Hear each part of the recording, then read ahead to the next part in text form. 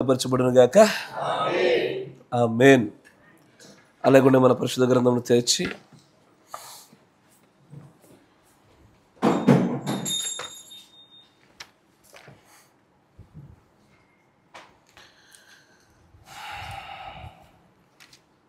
అపోస్తుల కార్యములు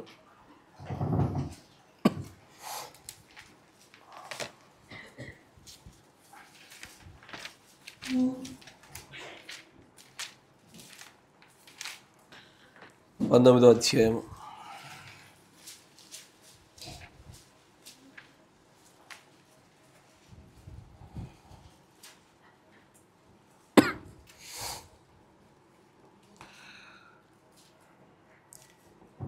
పదకొండవ వచనం నుంచి గమనించుదాం.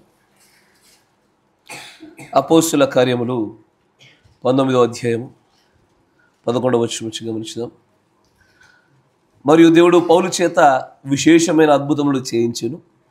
అతని శరీరములకు తగిలిన చేతి గుడ్డలనైనను నడికట్లైనను రోగుల యొద్దకు తెచ్చినప్పుడు రోగములు వారిని విడిచెను, దయ్యములు కూడా వదిలిపోయెను.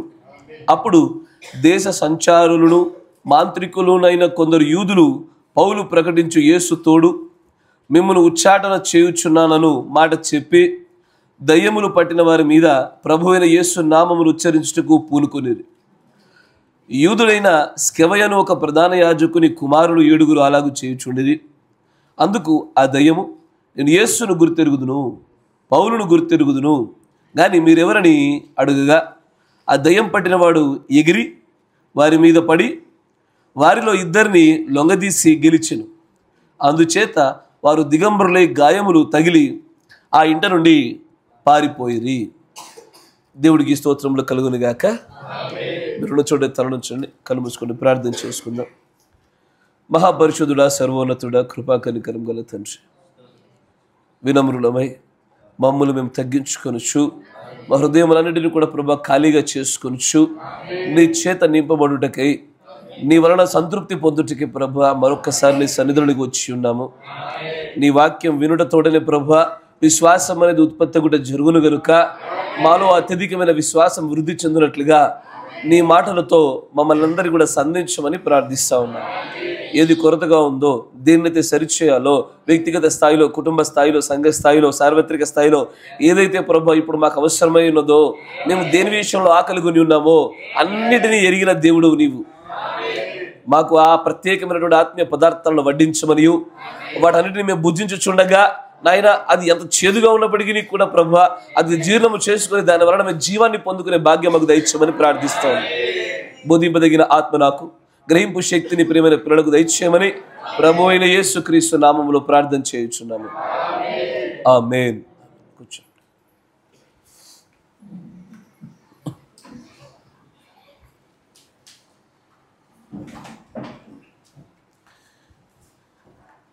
దేవుడికి స్తోత్రములు కలుగునుగాక. ఆమేన్. కూడి వచ్చినటువంటి మిమ్మల్ని అందరికీ కూడా నా హృదయపూర్వక వందనాలు మరియు శుభములు తెలియజేస్తా ఉన్నాను. దేవుడి మిమ్మల్ని అందరూ కూడా దీవించునుగాక. ఆమేన్. చాలామంది అనారోగ్యంతో ఉన్నవారు కాదు, కానీ మిగతా వాళ్ళు చాలామంది అటు తిరుగుతున్నారు. జాగ్రత్త, ఎక్కువగా తిరగబాకండి. ఓన్లీ బిలీవ్ అన్నప్పుడు చాలామంది చేతులు లేపలేదు. ఎందుకంటే నేను మీ పైన ఏ బ్రదర్ మీరు ఎందుకు లేపలేని అడుగునట్లుగా నా పైన అంత కఠినంగా నేను ప్రవర్తించాలని ఆశపడుతున్నారా? సంఘంలో ఉన్నటువంటి ఆత్మచేత అందరూ కలిసి ముందుకు సాగుతుండగా ఏకాభిప్రాయం కలిగి ముందుకు వెళ్ళడానికి ఏది అడ్డుగా మిమ్మల్ని నిలబెట్టింది?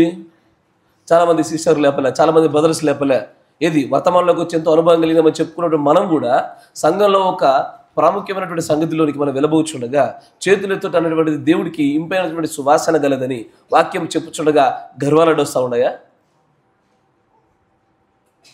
ఇంత వాక్యంలో ఎదిగినా కూడా ఈ బుద్ధి లేని కార్యాలు చేయుటకు నిజంగానే మనకు మనసు ఉండకూడదు. అట్లాగా నేను మరొక మారు ఇలాగ జరిగిందంటే ఖచ్చితంగా చెప్తున్నాను, నన్ను పీకేసినా పర్వాలే, మీరు అందరితో పాటు సమానమైనటువంటి ఒకే రకమైన క్రియలు మీరు లేకపోతే మీరు గద్దింపులు ఖచ్చితంగా ఎదుర్కొంటారు. ఐ డోంట్ కేర్ మీరు రాకంటే ముందు వర్తమానంలోకి వచ్చారా, మీరు ఎక్కువ పుస్తకాలు చదివారా, ఎక్కువ తెలిసా తెలియదు, దాంతో నాకు సంబంధం లే. ఇక్కడ ప్రభు యొక్క సన్నిధిలోకి వస్తే మనం అందరం సమానులమే, అందరం దేవుడికి లోబడవలసి వారమే. ఆ నడవడిక అందరం కలిగి ఉండాల్సిందే. ఆమేన్. చాలా మంచిది. చదవబడిన లేఖన భాగాన్ని మనం గమనించే ప్రయత్నం చేద్దాం. ఇక్కడ పౌలు గారు అపోస్తుల కార్యం 19 మనందరికీ చాలా బాగా తెలుసు. మరలా బాప్తిజమును సరి చేసుకున్నట్టుకై అక్కడ తీసుకున్న సందర్భాన్ని పలుమార్లు మనం వింటూనే ఉంటాం. వింటున్నటువంటి ఈ సందర్భాల్లో పౌలు గారు చేస్తున్నటువంటి అద్భుత కార్యాల గురించి మాట్లాడుతూ ఆయన నీడ ఎవరిపైన పడినా, నడికట్లు తాకినా, ఒక గుడ్డ ముక్కలు తగిలినా, ఆయన వెళుతున్నప్పుడు ఏ కొంచెం ఆయన తాకిన వారైనా సరే వారిలో ఉన్నటువంటి దయ్యాలు, అనారోగ్య పరిస్థితులు సమస్తములు కూడా వెడలిపోవడాన్ని చూసి ప్రజలు ఆశ్చర్యానికి గురైపోతున్నారు. ఒక మనుష్యుడు, సాధారణమైన ఒక మనుషుడు నడిచి వెళ్తూ ఉంటే ఆ మనుష్యుని ముడితే బాగుపడడం ఏంటి? ఆ మనుషుడు తాకిన ప్రతి ఒక్కరిలో ఎంతో సంవత్సరముల నుంచి ఉన్నటువంటి ఆ ఇరుకుని ఇబ్బంది కలిగేసి దయ్యాలు వెళ్ళిపోవడం ఏంటి? మాంత్రికులకు కూడా సాధ్యం కానటువంటి ఇంత సహజాతీతమైన కార్యము ఒక మానవుడికి ఇలాగ చేయడంలో దేవుడు ఎందుకు ఇంత గొప్ప అధికారాన్ని ఇచ్చి ఉన్నాడు అనేటువంటి ఆలోచనతో ఆ ప్రాంతంలో ఉన్న ప్రజలందరూ ఆశ్చర్యానికి గురైపోతున్నారు. అసాధారణమైన క్రియలు, ఆ ప్రత్యేకంగా అసాధారణమైనటువంటి ఆ క్రియల్లో కొంతమంది నిజంగానే అలాగ మేం చేస్తే కూడా బాగుండు కదా అని ఆలోచన కలిగింది. గొప్పదైనటువంటి స్థితిలో ఒకరు ఉంటుంటే చూసే ప్రతి ఒక్కరికి కూడా మనం కూడా అలాగే ఉంటే బాగుండుగా, మనం కూడా చేస్తే బాగుండుగా అని వారిని చూసి ఉత్తేజపరచబడడంలో ఏ తప్పు లేదు. అన్నమాట వింటున్నారా? ఇప్పుడు నీ దగ్గర ఒక మంచి ఆవు ఉందనుకో, నేను కూడా ఒక మంచి ఆవు కొనుక్కోవాలన్న కోరిక మంచిది, కానీ నీ ఆవు నాకు కావాలని కోరుకోవడం మంచిది కాదు. మీకు అర్థమైందా? పొరుగువాడిది ఆశించొద్దని చెప్పేది అదే. నీ దగ్గర ఆవు ఉంది, నాకు కూడా ఆవు ఉంటే బాగుండని కోరుకుంటా ప్రార్థించడం మంచిది, కానీ నీ ఆవే నాకు కావాలి అని కోరుకోవడం తప్పు. ఇది పొరుగువాడిది ఆశించుట, వాక్య ఆజ్ఞకు విరుద్ధంగా నడుచుట కనుక అలాంటిది కాదు. ఇది ఇక్కడ కొంతమంది పౌలు గారి చేత చేయబడిన గొప్పదైన అద్భుతాలు చూసి స్కెవయను అని ఒక వ్యక్తి, ఆయన ప్రధాన యాజకుడు, ఆయనకు ఉన్నటువంటి 7 కుమారులు ఒక ప్రత్యేక సందర్భంలోకి వచ్చారు. వచ్చి జాగ్రత్త వినండి, ఈరోజు కొంచెం డిఫరెంట్గా చెప్తాను. మీరు అనుకుంటే క్రమంలో ఉండదు ఈసారి, క్రమము వెళ్ళే క్రమము. సాధారణంగా ప్రశ్న అడిగి సమాధానాలు చెప్పుకుంటాం కదా, ఈరోజు సమాధానం చెప్పుకుని ప్రశ్నలోకి వెళ్ళిపోదాం. నా మాట వింటున్నారా? మొదటగా సమాధానం విని తర్వాత ప్రశ్నలోకి మనము వెళ్ళే ప్రయత్నం చేద్దాం. అందుకే మొదటగా సమాధానం చెప్తున్నాను. ఎందుకంటే గత కొన్ని వారాల నుంచి చెప్తున్న వాక్యాలు సగం ఎక్కి సగం ఎక్కుతలేదు. ఈరోజు పూర్తి ఎక్కించడానికి దేవుడు ప్రేరేపించాడు కనుక ఆనందించాడు. ఈ రోజున ఖచ్చితంగా అర్థమవుద్ది, అర్థం కావడానికి ఏమీ లేదు. అయితే ఈ స్కెవయను అనే ప్రధాన యాజకుడి యొక్క 7 కుమారులు వీరేం చేస్తున్నారంటే, పౌలు ఉచ్చరించుతున్నటువంటి యేసు నామములోని దయ్యాలు పోవునుగాక అని అనడం మొదలుపెట్టారు. నేరుగా వారికి దేవుడు అనేటువంటి ఆ బంధము తెలియక పౌలు గారి గుండా చూచటం వలన మధ్యవర్తిత్వముగా పౌలు గారిని పెట్టుకొని ఆ పౌలు అనే పేరు కూడా వారు ఉచ్చరిస్తూనే ముందుకు సాగుతున్నారు. అక్కడ ఒక దయ్యం పట్టిన ఒక ప్రత్యేకమైన వ్యక్తి కనబడగానే ఆ దయ్యం పట్టిన వ్యక్తి దగ్గరికి వచ్చి అతడిలో ఉన్నటువంటి ఆ దయ్యాలు తీసేద్దామని ఈ 7 ప్రయత్నాలు చేస్తూ ఉన్నారు. చేస్తూ వారు ఉచ్చరించినటువంటి అదే మాటలు ఏమని, పౌలు ఉచ్చరించుచున్నటువంటి ఆ యేసు నామములో దయ్యమా వెళ్ళిపో అనగానే, బహుశా వాళ్ళు ఇంతకుముందు ఎప్పుడైనా వాడి ఉన్నప్పుడు కొన్ని దయ్యాలు మాట వింటే వినుండొచ్చు, లొంగిపోతే లొంగిపోవచ్చు. కానీ ఈ ప్రత్యేకమైన దయ్యం ఇలాంటి దయ్యం కాదు. దేవదూతల్లో అధికారులు, ప్రధానులు అని ఎలాగుంటారో దయ్యాల్లో కూడా స్థాయిలు ఉంటాయి. ఎసారో దయ్యాల్లో కూడా గట్టి దయ్యాలు, మొండి దయ్యాలు, ఎసారు విపరీతమైన దయ్యాలు రకాలు, వాటి కేటగిరీలు పెట్టబడ్డాయి. కొన్నిటికి ప్రార్థనతో పోతాయి, కొన్నిటికి ఉపవాస ప్రార్థనతో పోతాయి. ఒక్కో దానికి ఒక్కొక్క శక్తి పెట్టబడింది. ఆ పెట్టబడిన దాంట్లో ఆ దయ్యం అంటది వెనక్కి తిరిగి ఆ వ్యక్తి మాట్లాడతలేడు, కానీ ఆ వ్యక్తిలో ఉన్నటువంటి ఆ దయ్యం మాట్లాడుతుంది. ఏమని, నాకు యేసు తెలుసు, పౌలు తెలుసు, ఇంతకీ మీరెవరు? మేము కూడా క్రైస్తవులమే, మేము కూడా ఏంటే మెసేజ్, మేము ఆత్మను పొందిన వారమే, మేము బైబిల్ చదువుతాము, మేము వర్తమానాలు చదువుతాము, మేము కూడా ప్రార్థన కాలాల్లో మంచిగా గడుపుతూ ఉంటాము. అయినా మరి నాకు ఎప్పుడు నీ పేరు వినబడలేదే. మంచిగా వినండి. అంటే అక్కడ ఏం జరుగుతుంది? ఈ లోకంలో ఎవడో ఎక్కడ ఏదో గొప్ప పనో చెడ్డ పనో మంచిదో ఒక తీవ్రతరమైన పని జరగగానే ఆ పని ఈ భూలోకపు యొక్క 4వ పరిమాణమైనటువంటి సైన్స్ కూడా అత్యంత వేగవంతంగా న్యూస్ ఎలా స్ప్రెడ్ అవుతుందో, ఈ దయ్యాల ప్రపంచంలో కూడా దేవుడు ఆత్మచేత బలంగా వాడబడుతున్న వారి పేర్లు స్ప్రెడ్ అవుతున్నాయి. వింటున్నారా? ఎట్లా? ఇప్పుడు ఇక్కడ ఒక వ్యక్తి లేచి చాలా బలమైనటువంటి ఆత్మశక్తి నింపబడ్డారు అనుకోండి, దయ్యాల ప్రపంచంలో మిమ్మల్ని గురించి డిస్కషన్ జరుగుద్ది. ఏమని? అమ్మో అమ్మో శంగారట శంగారట శంగారట, అమ్మో శాలేమట శాలేమట శాలేమట. ఎవరి మధ్యలో ఇవి? దయ్యాల మధ్యలో డిస్కషన్స్ అయ్యేవన్నీ జరగవా? జరుగుతాయా? ఎక్కడ జరుగుతాయి? అదే దయ్యాల మధ్యలో ఎక్కడయ్యా?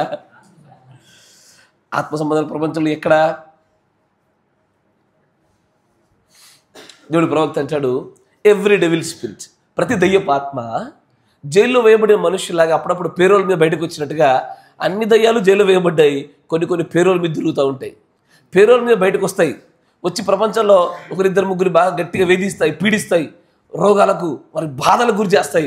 తర్వాత దేవుని నామాలు గద్దించబడగానే మళ్ళీ వెళ్ళి అక్కడ జైల్లో బంధించబడతాయి. వచ్చినప్పుడు లోపల దయ్యాలు అడుగుతాయి, వాట్ హ్యాపెండ్? బయట జరుగుతున్న సంగతులు ఏంటిది?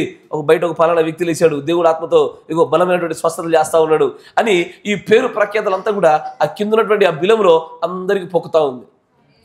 ఇట్లా వింటున్న సంగతుల్లో ఈ దయ్యం ఉండి అకస్మాత్తుగా, మా సభలలో యేసుని గురించి మాకు వినబడింది కానీ, మా సభలలో పౌలు గురించి వినబడింది కానీ మీ పేర్లు ఎప్పుడు వినవలేదే, ఎవరు మీరంతా? మీకు అర్థమైందా? Let's just be dramatical. మేము ఎప్పటి నుంచో వింటాం, మాకు ఏదైనా కూడా వెంట వినబడుద్ది. ఇప్పుడు ఒక దయ్యాన్ని ప్రభు నేర్పిన యేసుక్రీస్తు నామములో నేను గద్దిస్తున్నాను, బంధిస్తున్నాను అంటే ఎక్కడ బంధిస్తున్నావు? దాన్ని చెరసాలలోనే. ఆ చెరసాలలోకి వెళ్ళగానే ఏం చేయాలి? అది పంపించిన వారి పేరు గుర్తుపెట్టుకొని చెప్పుద్ది. ఏమని? ఇక పలానా వాడు ప్రార్థన చేశాడు, నేను ఇక్కడికి వచ్చి పడ్డాను. ఓ ఈ వ్యక్తి కూడా దేవుడు ఆత్మశక్తి నింపబడ్డా అని దయ్యాల డిస్కషన్. ఇంతకీ మా దయ్యాల డిస్కషన్లో మీ పేరు రాలేవు బేట. యేసు పేరు బాగా వచ్చింది, తర్వాత బాగా ఫేమస్గా పౌలు పేరు వచ్చింది. ఈ పేరు ఎప్పుడు వినబడలేదు, ఏ న్యూస్ పేపర్లో రాలేదు మా దయ్యాల ప్రపంచంలో. నువ్వు కౌనే, నువ్వు ఎవరు అనగానే వాళ్ళకు కూడా చెప్పుకోవడానికి ఏముంటాయి? ఈ భూలోకం పేర్లు తప్ప. సార్లో వెంటనే వాడిలో ఉన్నటువంటి ఆ దయ్యము లేచి ఏం చేసింది? వాళ్ళ పేరు దుంకి అత్యంత ఘోరంగా బాది కొట్టి ఇద్దరిని గెలిచేసింది. మిగిలిన వాళ్ళందరూ గాయాలతో వస్త్రాలు లేకుండా తుర్రని పారిపోయినారు. ఒక్కడు నిలబడలే, ఒక్కడికి కూడా అక్కడ నిలబడే ధైర్యంలే. ఈ మాట వింటున్నప్పుడు మీరు కొన్ని విషయాలు గ్రహించాలి. ఏ ఆత్మనైతే మీరు ఎదుర్కోబోతున్నారో ఆ ఆత్మకు సరిపడే శక్తి మొదటగా మనలో ఉండాలి. ఆ స్థాయి శక్తి మనలో లేకపోతే ఆ ఆత్మ మన పైన ఖచ్చితంగా దాడి చేస్తుంది. ఇస్తారో శక్తి చాలా లేదా వెళ్ళి ఉపవాస ప్రార్థన చేసైనా సరే శక్తిని పెంపొందించుకొని రాగలగాల. ఇస్తారో తెలుసుగా, మన దగ్గర సహోదరు ఉండే, ప్రభువు యేసుక్రీస్తు నామములో దయ్యాలను వెళ్ళిపోనుగాక అంటే ఏమన్నది? పోను. ఆమె పోనడు ఏందో, ఇద్దరు ముగ్గురు బాత్రూమ్ దగ్గర దాక్కున్నారు, నలుగురు చర్చి బయటకు వచ్చినారు, పిల్లలందరూ తల్లుల యొక్క చీరలు కాలు దాక్కున్నారు, ఒక్కొక్కడు గజగజ వణికిపోయినాడు. వాడు జాకోబ్ అనుకుంటే వాడు పాపము వాడు చేసేసాడు. అది కూడా భయం. అది ఎందుకంటే ఆ ఆత్మ తాకిడి అలాగుంటుంది. శక్తివంతమైనటువంటి ఆత్మలకు శక్తివంతమైన అభిషేకాలు కావాలి. ఎస్ఆర్నో ఇప్పుడు అయ్యా ఆ ఫ్యాన్ లాంటి బంద్ చేయండి, చలేస్తుందంట జ్వరం ఉన్నటువంటి వాళ్ళ వైపు. అయితే దీనిని ప్రవక్త గారు తీసుకొని ఒక అద్భుతమైన మాట చెప్తాడు.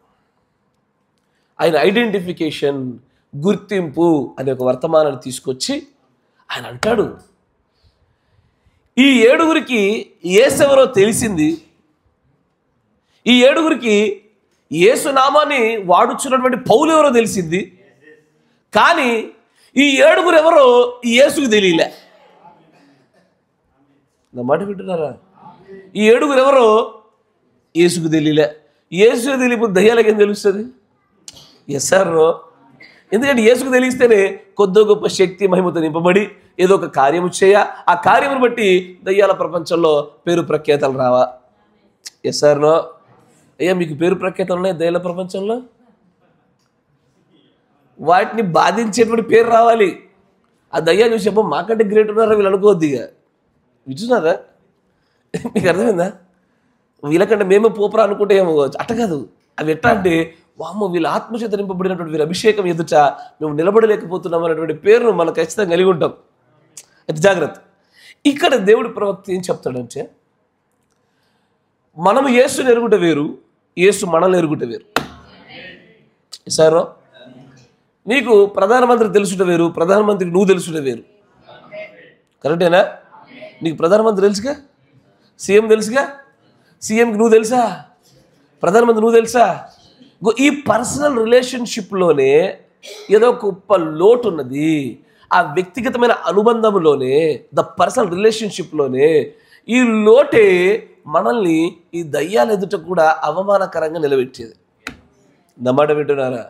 దయ్యాల ఎదుట కూడా అవమానకరంగా నిలబెట్టగలిగేది. ఇప్పుడు నేను మిమ్మల్ని అడిగే ప్రశ్న ఏంటంటే, దేవుడి చేత మీరు ఎరగబడాలి అంటే, మీరు దేవుని ఎరుగుట కాదు, దేవుడి చేత మీరు ఎరగబడాలంటే ఏం చేయాలి? మీ ప్రశ్న అర్థమైందా? మీకు దేవుడు తెలుసా? తెలుసు. దీన్ని బట్టి ఎవరో ఒకరు సువార్తికుడు వచ్చి, ఇదిగో యేసు ప్రభువుని నమ్మండి, ఈయన లోకరక్షకుడు, మీరు నమ్మేనలో బాప్తిసం తీసుకుంటే రక్షించబడతారు అని చెప్పడం వల్ల యేసుని గురించి మీరు విన్నారు, మీకు తెలిసింది. మీరు యేసుకు తెలిసి ఉండాలిగా.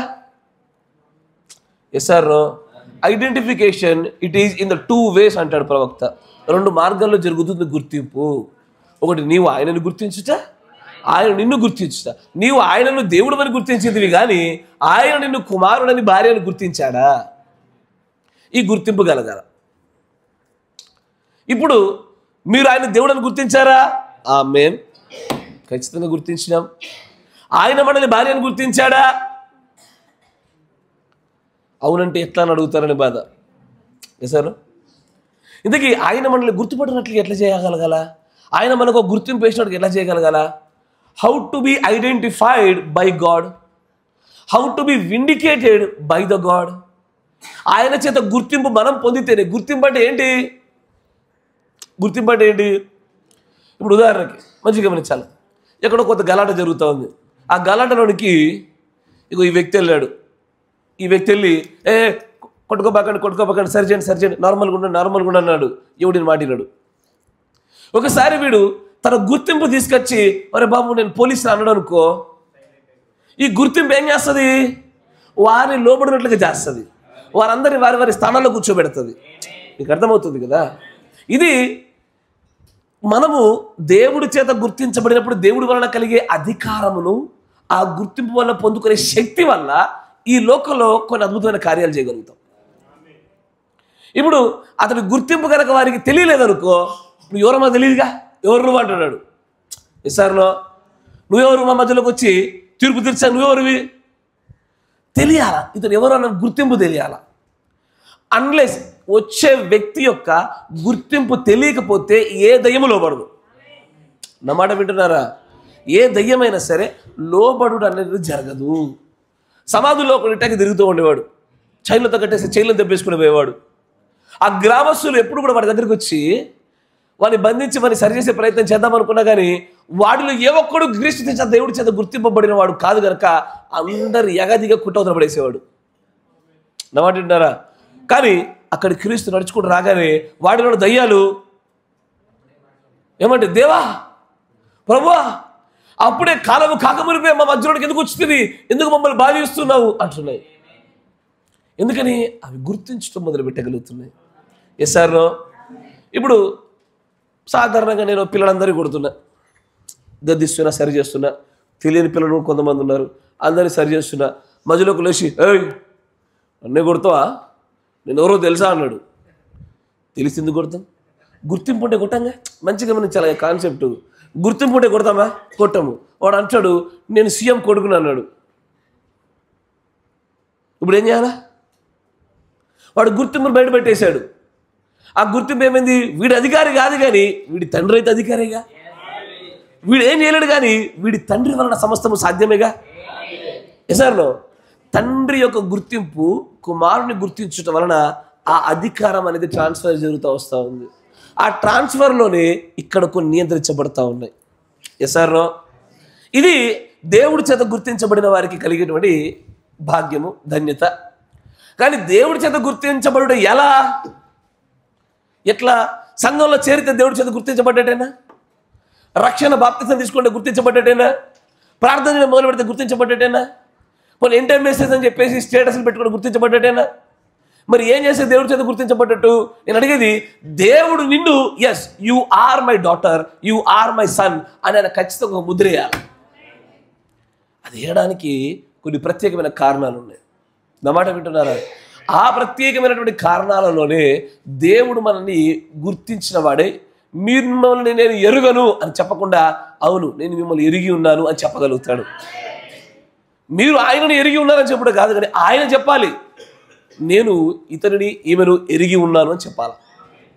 ఇదిగో ఆ స్థాయికి వచ్చినప్పుడే ఈ భూలోకంలో మనకు శక్తి ఉంటుంది, అధికారం ఉంటుంది, దయ్యాలు వెనకబడతాయి, రోగాలు వెనగొట్టబడతాయి. ప్రతిదీ కూడా ఆయన మనకిచ్చిన అధికారం చొప్పున ఆయన నామాన్ని వాడిన ప్రతి చోట తండ్రి నామ గణపరచబడిన నిమిత్తమై గొప్ప కార్యాలు జరుగుతాయి. అది సువార్తలో ఉపయోగపడేవి, మొదటి ఇడుప రెండో ఇడుప ఏ విధంగానే సరే ఉపయోగపడుతూ ఉంటాయి. ఎస్ఆర్లో నా మాట వింటున్నారా?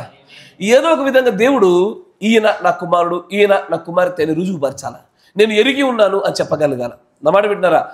ప్రభువా ప్రభు ప్రతి వాడు పరలోక రాజ్యంలో చేరడు, కానీ తండ్రి యొక్క చిత్త ప్రకారంగా చేయువాడే పరలోక రాజ్యంలో చేరతాడు. ఒకవేళ అలాగే కాకుండా మరొక విధంగా రాజ్యంలోకి వచ్చే ప్రయత్నం చేస్తూ ఉంటే ఆయన ఏమంటాడు? మీరు ఎవరో నాకు తెలియదని నిశ్చయముగా చెప్పుచున్నాను పో అంటాడు. దేవుడి చేత నేను ఎరుగను అన్న మాట చాలా భయంకరమైనటువంటిది.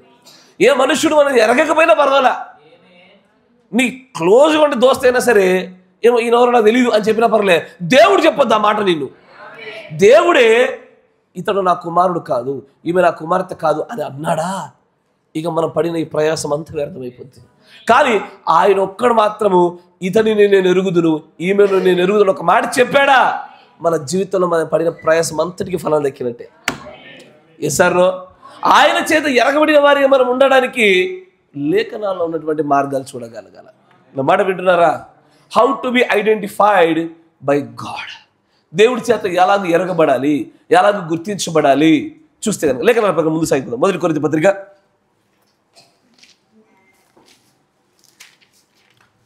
8వ అధ్యాయము 1వ వచనం చూస్తే కనుక విగ్రహముకు బలిగా అర్పించిన వాడి విషయము మనకు తెలిసే అందరికీ జ్ఞానం ఉందని. ఎస్, ఇక్కడ జ్ఞానానికి ప్రేమకును ఈ రెండిటికి మధ్యలో పరస్పరం ఒకదాంతో ఒకటి పోల్చి చూపిస్తూ జ్ఞానం ఎప్పుడు ఉప్పొంగ చేస్తుంది. నేను గొప్పవాణ్ణి, నేను ఉన్నతమైన వాడిని అంటూ అది ఉప్పొంగ చేసి గాలి కొట్టించి నేను పైన చెట్టు మీద కూర్చోబెట్టగానే చేస్తుంది. కానీ ప్రేమ క్షేమమును, వృద్ధిని, అందరి ఐక్యతను కారణమైనట్టుగా చేసేది ప్రేమ ఒకటే. ఆమేన్. ఈ 2వ వచనం జాగ్రత్తగా ఉంచారు, 2-3 చూడండి. అని అంటాడు, ఒకడు ఎవడైనా సరే నాకు తెలుసు అని అనుకున్నాడా, నేను విన్నాను, నాకు ముందే తెలుసు, నాకు తెలుసు అని ఒక మాట చెప్పాడు అంటే తాను తెలుసుకొనవలసినట్టు ఇంకను ఏమీ తెలుసుకొనిన వాడు కాడు. ఒకడు నాకు తెలుసు అన్నట్టు అర్థము ఇక వాడు నేర్చుకోవడానికి వాడు ఏమాత్రం సిద్ధంగా లేడు. దేవుడు ప్రవక్త అంటారు, we are still the students, we are still the learner in the Bible. పరిశుద్ధ గ్రంథంలో మనం ఎప్పుడు నేర్చుకోవాలమే. మాకు తెలుసు అని చెప్పడానికి ఎవరికి సాధ్యపడదు, ధైర్యపడదు. 7వ నక్షత్రం ఏమో నాకు అన్నీ తెలీదు, నేర్చుకుంటున్నానని చెప్తున్నాడు. చూసారా, నీవు నేను ఎలా ఉండాలా? ఈసారిలో తర్వాత అంటాడు, ఒకడు దేవుణ్ణి ప్రేమించిన ఎడల అతడు దేవునికి ఏంటది? ఒక వ్యక్తి దేవుడి చేత ఎరగబడిన వాడిగా, ఎరుకైన వాడిగా ఉండాలి అంటే ఏం చేయాలంట? అయ్యా సింపుల్ లాజిక్ అయ్యా. మీకు దయ్యాల్లో పడాలంటే, దయ్యాల ప్రపంచంలో మీ పేరు ప్రఖ్యాతలు రావాలంటే మీరు చేయాల్సిందల్లా ఏమీ లేదు. దయ్యాలు రేపొద్దున మీరు ఏదైనా ప్రార్థన చేస్తుంటే దాంట్లోంచి ఏదో ఒక చిన్న స్వరలేసి ఎవరు నువ్వు అని అనకుండా ఉండాలంటే అది నిన్ను చూసి నాకు యేసు తెలుసు, పౌలు తెలుసు, విలియం బ్రహ్నాం తెలుసు, నువ్వు కూడా తెలుసు, నీ గురించి కూడా మొన్న నిలబడ్డది అని ఆ దయ్యం చెప్పాలంటే దేవుడి చేత ఎరగబడిన వారమై ఉండాలి. దేవుడి చేత గుర్తించబడిన వారమై ఆయన మనల్ని తన జాబితాలో చేర్చుకున్నటువంటి వ్యక్తులుగా మనం పెట్టబడాలి. అయ్యో అలాగూ పెట్టబడాలంటే ఏం చేయాలంట? దేవుణ్ణి ప్రేమించాలా, అంతే సింపుల్. అంతే వర్తమానం ఈ రోజున. ఏంటది? ఏంటది? దేవుణ్ణి ప్రేమిస్తే దేవుడి చేత ఎరగబడిన వారం అయిపోతాం. మన పైన గుర్తింపు పడుద్ది. తండ్రి యొక్క సమస్తము మనదవుద్ది. ఆయన అధికారం మనది, ఆయన శక్తి మనది, ఆయన మహిమ మనది, ఆయనకు లోబడి ప్రతిదీ మనదవుతుంది. ఆయన ప్రపంచాలు మన ప్రపంచాలుగా మలచబడతాయి. ఏం చేస్తే? దేవుణ్ణి ప్రేమిస్తే. మనుషుని ప్రేమించమంటే నొప్పి బాధ, కానీ దేవుణ్ణి ప్రేమించమంటే ఏం బాధ? కరెక్టేగా కదా? మనుషులు అయ్యా ఒకరొకరు ప్రేమించుకోండి అని చెప్తుంటే అంటారు, కానీ దేవుణ్ణి ప్రేమించండి ఆమేన్.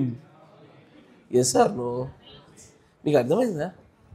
అయ్యా దేవుణ్ణి ప్రేమించుట అంటే ఏంటి చెప్పండి? దశంభాగాలు ఇవ్వడమా? తెల్ల చొక్కాలు వేసుకోవడమా? అంటే కుకుంబర్ అంటే ముందే అంటున్నా. తర్వాత అయ్యా ఒకటి, ఆయన ఆజ్ఞల్ని పాటించుట, దేవుణ్ణి ప్రేమించుట. ఎగ్జాక్ట్లీ కరెక్టేనా? నాకు ఎగ్జాక్ట్ లేఖనాలు ఉన్నటువంటి ఆ సమీకరణాలే కావాలి ఎగ్జాక్ట్గా. దేవుణ్ణి ప్రేమించడం అంటే ఏంటి? ఇక్కడ మంచిగా గమనించండి అయ్యా. అధికారము ఈ భూమి మీద మరియు ఆత్మ సంబంధమైన ప్రపంచం మీద కలగాలంటే గుర్తింపు అవసరం. కరెక్టేనా? ఈ గుర్తింపు కావాలంటే ఏం కావాలి? దేవుణ్ణి ప్రేమించాల.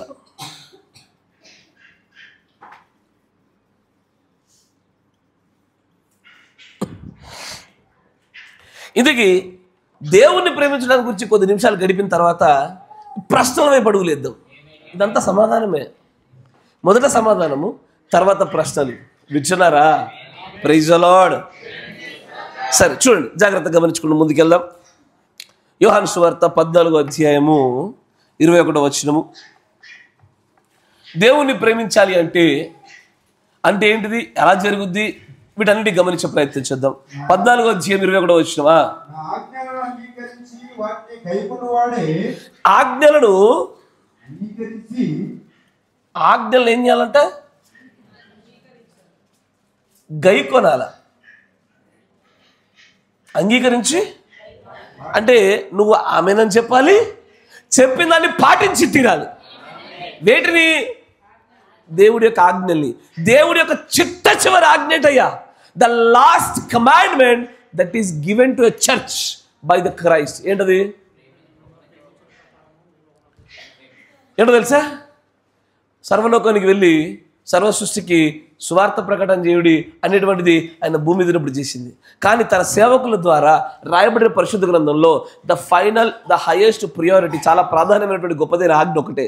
ఏంటంటే మీరు నిన్ను వలె ఒకడినొకడు కాదు, క్రీస్తు వలె ఒకడినొకడు ప్రేమించుటానే జరిగి తీరాల. ఇప్పుడు కొద్ది కాంప్లికేటెడ్ స్థాయిలోకి వస్తాం. మీకు ఇప్పుడు మనం ఒకరినొకరు క్రీస్తులాగా ప్రేమించాలా. క్రీస్తుని ఎలా ప్రేమిస్తున్నాడు? నువ్వు ఎన్ని పొరపాట్లు చేస్తే ఎన్నిసార్లు క్షమాపణ ఇచ్చాడు? నువ్వు ఎన్నిసార్లు మాట తప్పినా కూడా ఎన్నిసార్లు హత్తుకున్నాడు? నువ్వు ఆయనకు అవిధేయత కనపరిచినా తన రక్తాన్ని పని ఎన్నిసార్లు ప్రోక్షిస్తున్నాడు? అదే సమీకరణాలలో ఒకరిని ఒక్కరు ప్రేమించుట అనేటువంటిదే దేవుడి ఆజ్ఞ నెరవేర్పు జరిగించుట. దేవుడి ఆజ్ఞ నెరవేర్పు జరిగించుటే దేవుని ప్రేమించుట, అదే గుర్తింపు పొందుట, అదే అయ్యా అధికారాన్ని మనం పొందుకునే స్థాయికి తీసుకొచ్చుట. Yes or no? మీకు అర్థమవుతుందా? ఈ రెండింటి మధ్యలో వ్యత్యాసం ఎక్కడే అంటే, అందుకే పౌలు గారు అధ్యాయం అంటాడు, జ్ఞానము ప్రేమ. ఈ రెండిటిలోనే ఈ రోజున సహోదరుల మధ్యలో దైవీకమైన ప్రేమల్లో కానీ అనేకమైన విషయాల్లో దెబ్బలు తినేది ఇక్కడే. నా మాట వింటున్నారా? ఈరోజు నేను మీతో మాట్లాడబోయే అంశం ఏంటో తెలుసా? కాంప్లెక్సెస్. ఏంటది? కాంప్లెక్సెస్ అంటే సంశయాలు, లేదా జటిలమైన ఆలోచన, లేకపోతే వ్యక్తిగత మానసిక ఆలోచన. వింటున్నారా? దానికి చాలా పర్యాయ పదాలు ఉన్నాయి. కాంప్లెక్సెస్. కాంప్లెక్స్ అని తెలుసా? ఎప్పుడన్నా విన్నారా? అమ్మా వీడికి ఫుల్ సుపీరియారిటీ కాంప్లెక్స్ రా బాబు, అసలు తగ్గడీడు. విన్నారా? ఇన్లే. సో అయితే ఇంగ్లీష్ క్యాన్సల్, తెలుగులో వాడుకుందాం. అంటే మానసికంగా వాక్య విరుద్ధమైన ఒక ఆలోచనతో నింపబడిన స్థితి అది. నా మాట వింటున్నారా? చూపిస్తే ఉదాహరణ చూపిస్తే దాన్ని బట్టి మీకు అర్థమవుద్ది. ఇంకొంచెం ముందుకు రండి, మరికొన్ని లేఖనాలు చూసి ముందుకెళ్ళే ప్రయత్నం చేద్దాం. మొదటి యోహాను పత్రిక 2వ అధ్యాయం 3వ వచనం. మొదటి యోహాను పత్రిక 2వ అధ్యాయము 3వ వచనం, మరియు మనం ఆయన ఆజ్ఞలను గైకొనిన ఎడల, వింటున్నారా, ఆయన మనల్ని ఎరిగి ఉండాలన్నా మనము ఆయనను ఎరిగి ఉన్నామని చెప్పాలన్నా ఈ రెండింటికి మధ్యలో దేవుడు ఆమోదించే ఏకైక మార్గము ఆజ్ఞలు పాటించుట. ఎసారో ఆజ్ఞలనే ఒక వ్యక్తి పాటించకుండా, గైకొనకుండా, క్రియాత్మకంగా చేయకుండా నాకు క్రీస్తు తెలుసు అని చెప్పాడు అనుకో, బైబిల్ ఏం రాయబడ్డదయ్యా? అబద్ధీకుడే. క్రీస్తుకి నువ్వు తెలుసు అని చెప్పుకున్న అబద్ధీకుడివే. ఇక్కడ అపారమైనటువంటి క్రీస్తు యొక్క ప్రేమను ఈరోజు నువ్వు నేను ప్రదర్శించాల్సిందే. ఇది లేకుండా క్రీస్తుకు నువ్వు తెలీదు, నీకు క్రీస్తు తెలీదు. మధ్యలో దయ్యాలు వచ్చి గేమ్స్ ఆడతాయి మనతోని. ఏమని? క్రీస్తు తెలుసు, పౌలు తెలుసు, ఈ గడియ వర్తమానికి బ్రహ్మం తెలుసు, ఎంటైర్ మెసేజ్ అని చెప్పుకునేటి తూ కావునే, ఇంతకీ నువ్వెవరు అంటది అది. ఎప్పుడు నీకు క్రీస్తు తెలియకపోయినా, క్రీస్తు చేత నువ్వు ఎరగకపోయినా, ఒకరినొకరు ఎరుగునట్లుగా చేసేది ఒకటే, ఆజ్ఞలు పాటించడం. అది ఖచ్చితంగా చేసి తీరాలి. అయ్యో నాకు నొప్పి వస్తుంది, బాధ కలుగుతుంది, ఇబ్బంది కలుగుతుంది, దుఃఖం కలుగుతుంది, అయినా సరే చేసి తీరాల. నా మాట వింటున్నారా? ఇంకొంచెం ముందుకు సాగిపోతాం. మరికొన్ని లెక్కలు కంప్లీట్ చేయండి. ఏదని ఆయనను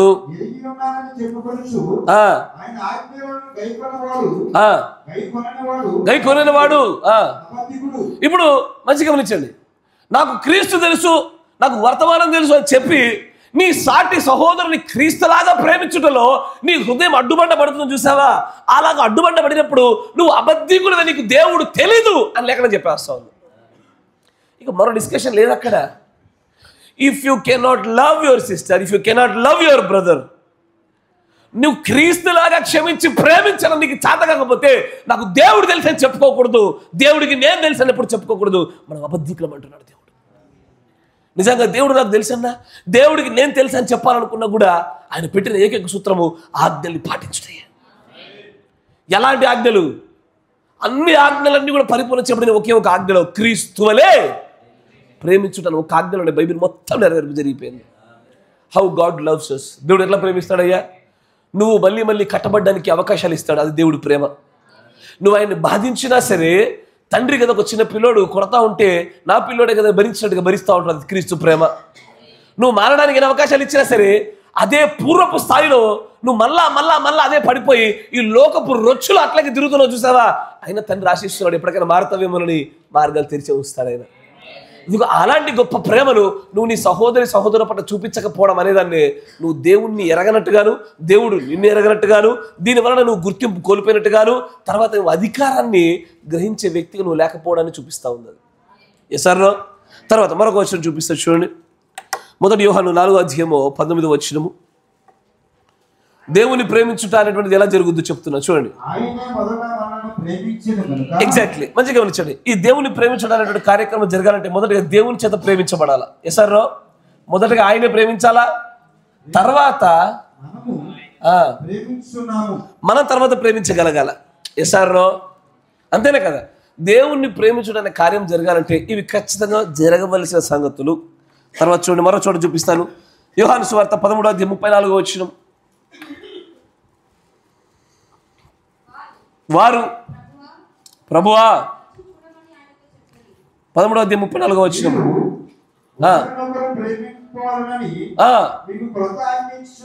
ఎస్, నేను మిమ్మల్ని ఎట్లా ప్రేమించాను మీరు ఒకరినొకరు అలాగే ప్రేమించాలి. అయ్యా నువ్వు 1000 వర్తమానాలు చదువు, నువ్వు 100 ప్రార్థనలు చేయి, ఒక రోజున పరలోక రాజ్య ప్రవేశంలో ఎత్తబాటులో తీసుకున్నప్పుడు నాలాగా అంటే క్రీస్తులాగా ప్రేమించగలిగాడా లేదా అన్న ఒక్క కొలమానం నిలబడదు అక్కడ. వేరే నువ్వు చెప్పే కాకమ్మ కథలు ఏవి చెల్లుబాటు కావు. నేను చెప్పిన ఈ అక్క ఇనలేదు, నేను చెప్పిన బ్రదర్ ఇనలేదు, ఇవి చెల్లుబాటు కావు. నాలాగా ప్రేమించగలిగాడా లేదా అని తన ప్రేమతో కొలిసి చూస్తాడు ఆయన. 1 సింగిల్ స్కేల్. తర్వాత చూడ కంటిన్యూ. మీరు దైవికమైన ప్రేమ ఏది? క్రీస్తు వలే అని చెప్పాను చూసారా? అలాంటి ప్రేమ మీరు ఒకరి పట్ల ఒకరు కలిగి ఉండడం వలన దీన్ని బట్టి అయ్యా ఇప్పుడు నేను ఒక 2-3 ఎగ్జాంపుల్స్ చెప్పా. వాడు పోలీస్ అనే ఒక గుర్తింపు, సీఎం కొడుకనే గుర్తింపు ఎలాగొచ్చిందో, నువ్వు దేవుడి శిష్యుడవు, దేవుడి కుమారుడు అనే గుర్తింపు ఆ కార్డు వచ్చేది కూడా ఈ ప్రేమ మీదే. ఈ దైవికమైన ప్రేమ మీద మాత్రమే. నీకు నువ్వు ప్రేమ లేకుండా క్రైస్తవుడని చెప్పుకోబాక, అబద్ధికుడు అయిపోతావు. నీవు ఆయన కుమారుడివి, ఆయన చేత ఎరగబడిన వాడివి, నువ్వు ఆయన ఎరిగి ఉన్నావని చెప్పడానికి దేవుడు బైబిల్ మొత్తంలో ఇచ్చిన ఏకైక పాస్ ఒకటే, క్రీస్తులాగే ప్రేమించగలగాల. అలాగూ ప్రేమించటం గురించి మాత్రమే ఆయన కంప్లీట్ పాస్ ఇస్తా ఉన్నాడు, అధికారికమైన గుర్తింపు ఐడి కార్డు ఇస్తా ఉన్నాడు. దీనిని బట్టి మీరు నా శిష్యులు అనబడుదురు. ఆమేన్. తర్వాత మరొక లేఖనం చూపించి మిమ్మల్ని ప్రశ్నలో వైపు తీసుకెళ్తాను. యాకోబు పత్రిక 1వ అధ్యాయము 2వ వచనము. నా సహోదరులారా, యాకోబు పత్రిక 1వ అధ్యాయం 2వ వచనం.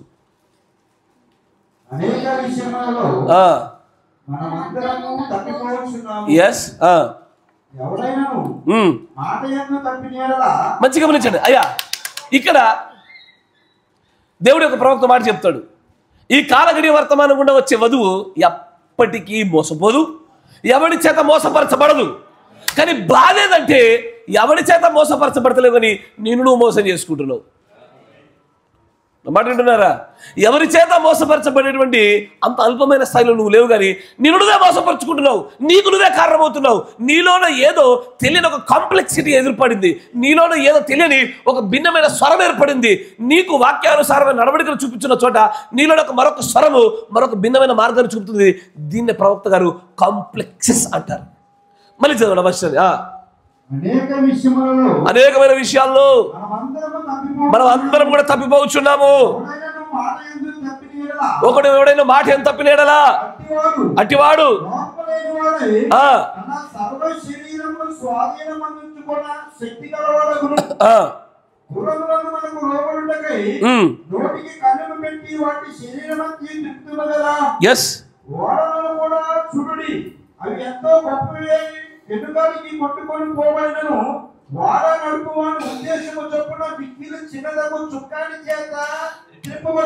ఇప్పుడు 22వ వచనం అధ్యాయంలో మళ్ళీ జాగ్రత్త 22లో చూడండి.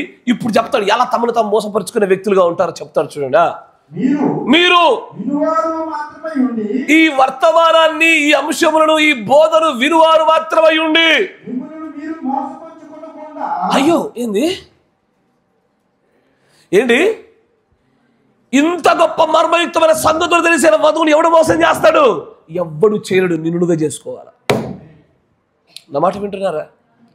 ఎవ్వడు కూడా ఇంత గొప్ప మర్మయుక్తమైన సంగతులను వినిన తర్వాత నిన్ను మోసపరిచి నిన్ను నిజంగానే పడిపోయినట్లు ఎవడు చేయలేడు. మనల్ని మనమే చేసుకుంటాము. దానికి ఉన్న మార్గాన్ని పౌలు గారు చెప్తారు. ఏమని తెలుసా? మీరు ఈ వాక్యమును వినువారై మోసపుచ్చుకోకుండా. ఇంగ్లీష్లో చదవండి దాని ఒకసారి. But be a doers of the word. ఎవరో ఒక్కరు చదవండి.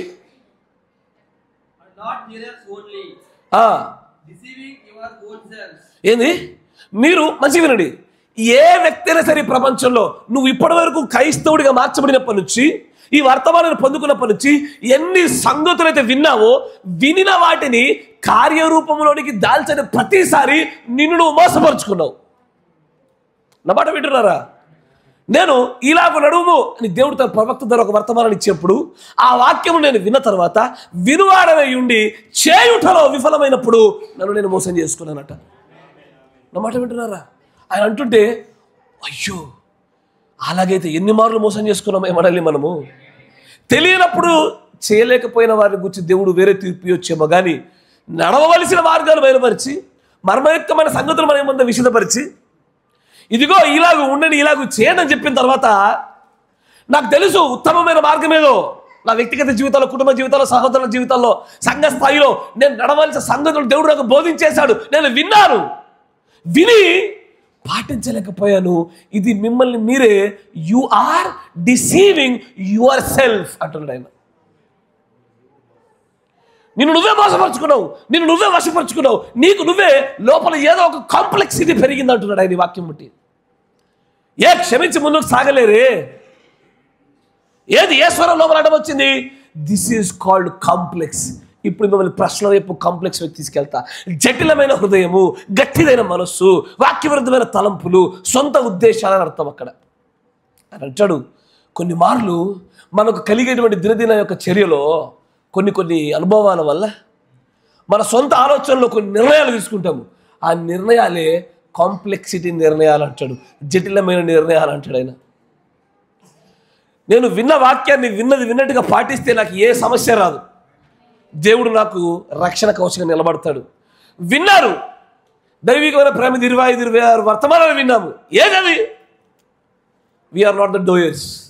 చేయువారిగా లేముగా. పాప నియమాల గురించి విన్నాము, ఎట్లా ఒకరినొకరు క్షమించుకోవాలని. వాక్యం ఎలాగో చెప్తుంది, వర్తమానం ఎలాగో చెప్తున్నది. నిర్దోషిగా నిలబడడు ఎలా అని ఈ వర్తమానం చెప్పిన ప్రతి సంగతి విన్నాం. కానీ మనం అలాగూ చేయలేకపోయామే. ఎవడు మోసం చేశాడు మనల్ని మనమే చేసుకున్నాం మోసము. తెలియనప్పుడు వాక్యము తెలియకుండా ఉంటే అయ్యా సార్వత్రిక కాల పరిమితులు నువ్వు లేకపోయి ఉన్నావేమో, సాతాను యొక్క ఉచ్చులో ఇరుక్కుబడిపోయి ఉన్నావేమో, దానికి ఎవడో ఒకరిని బాధ్యులుగా చేయొచ్చు. కానీ రేపటి దినాన దేవుని దగ్గర నిలబడినప్పుడు అనేక మంది దేవుడికి ప్రతిగా ఇచ్చే సమాధానం ఏంటో తెలుసా? నాకు తెలుసు ప్రభు, కానీ చేయలేకపోయాను. దేవుడు చెప్పే సమాధానం ఒకటే, I don't know you deceived your self. నువ్వు ఎవరో నాకు తెలీదు, నిన్ను నువ్వే మోసపరుచుకున్నావు అంటాడు. అరే, ఇంత గొప్ప వధువుని సాతాను కూడా పడగొట్టలేకపోయిన చోట మనల్ని మనమే పాడు చేసుకున్నామయ్యా. మీరు వింటున్నారా? ఈ వధువు, ఈ కాలగడి వరకు మనం వచ్చే వధువు ఎవ్వడు పడేసినా పడిపోదు. ఇది నిలబడే వధువు, పడిపోయేది వధువే కదా చోట. ఇక్కడ ఏమైందంటే సాతాను గడికి అవకాశం ఇచ్చింది, మనకు మనం అవకాశం ఇచ్చుకున్నాం. నా మాట వింటున్నారా? నా చుట్టూ ఒక పెద్ద రక్షణ కవచం ఉన్నది. ఏ శత్రువు లోపల రాలేకపోతున్నాడు, అయినా సరే నా చేయి ఒక గాయం కనబడుతుంది. అది ఎలా జరుగుతుంది? నాకు నేను చేసుకుంటే జరగాల. ఎస్ఆర్రో ఆ రక్షణ కవచం లోపలికి వచ్చే శక్తిమంతుడు ఎవడూ లేడు ఈ వర్తమాన కవచం ఉన్న చోట. కానీ అయినా నాలో నాకు ఒక గాయము, లోటు కనబడుతుందంటే ఇది ఎవడో చేసింది కాదు, నాకు నేను చేసుకున్నటువంటిది. I deceived myself, I cheated myself. దేవుడు నన్ను నియమించబడినటువంటి మార్గాలు కూడా నేను నడవకుండా ఏదో ఒక భయంకరమైన ఒక కాంప్లెక్సిటీ, జటిలమైన మనస్సు నా హృదయం నుంచి నడిపించుకుంటూ ముందుకు వచ్చింది. ఇప్పుడు నేను చెప్తున్నటువంటి ఈ తలంపు ఎలాంటి తెలుసా? అయ్యో, ఈ బ్రదర్ చెప్పేది నాలో ఉండుండొచ్చా, ఈ బ్రదర్ చెప్పేది కొంతమంది ఉండొచ్చా అనుకోవచ్చు. కాదు. ప్రవక్త అంటాడు ఇది అందరిలో ఉందట. ప్రతి ఒక్క విశ్వాసంలోకి వచ్చేసింది, ప్రతి ఒక్క దేవుని మీద ప్రజల్లోకి వచ్చేసింది దిస్ కాంప్లెక్సిటీ. నా మాట వింటున్నారా? ప్రవక్త గారు చెప్పిన కొన్ని ఉదాహరణలు చూపిస్తా, చూడండి, జాగ్రత్తగా గమనించారు. ఆయన కాంప్లెక్సిటీని గురించి ఇంత సామాన్యంగా చెప్తా ఉంటాడు. చూడండి, 63-63-0707M.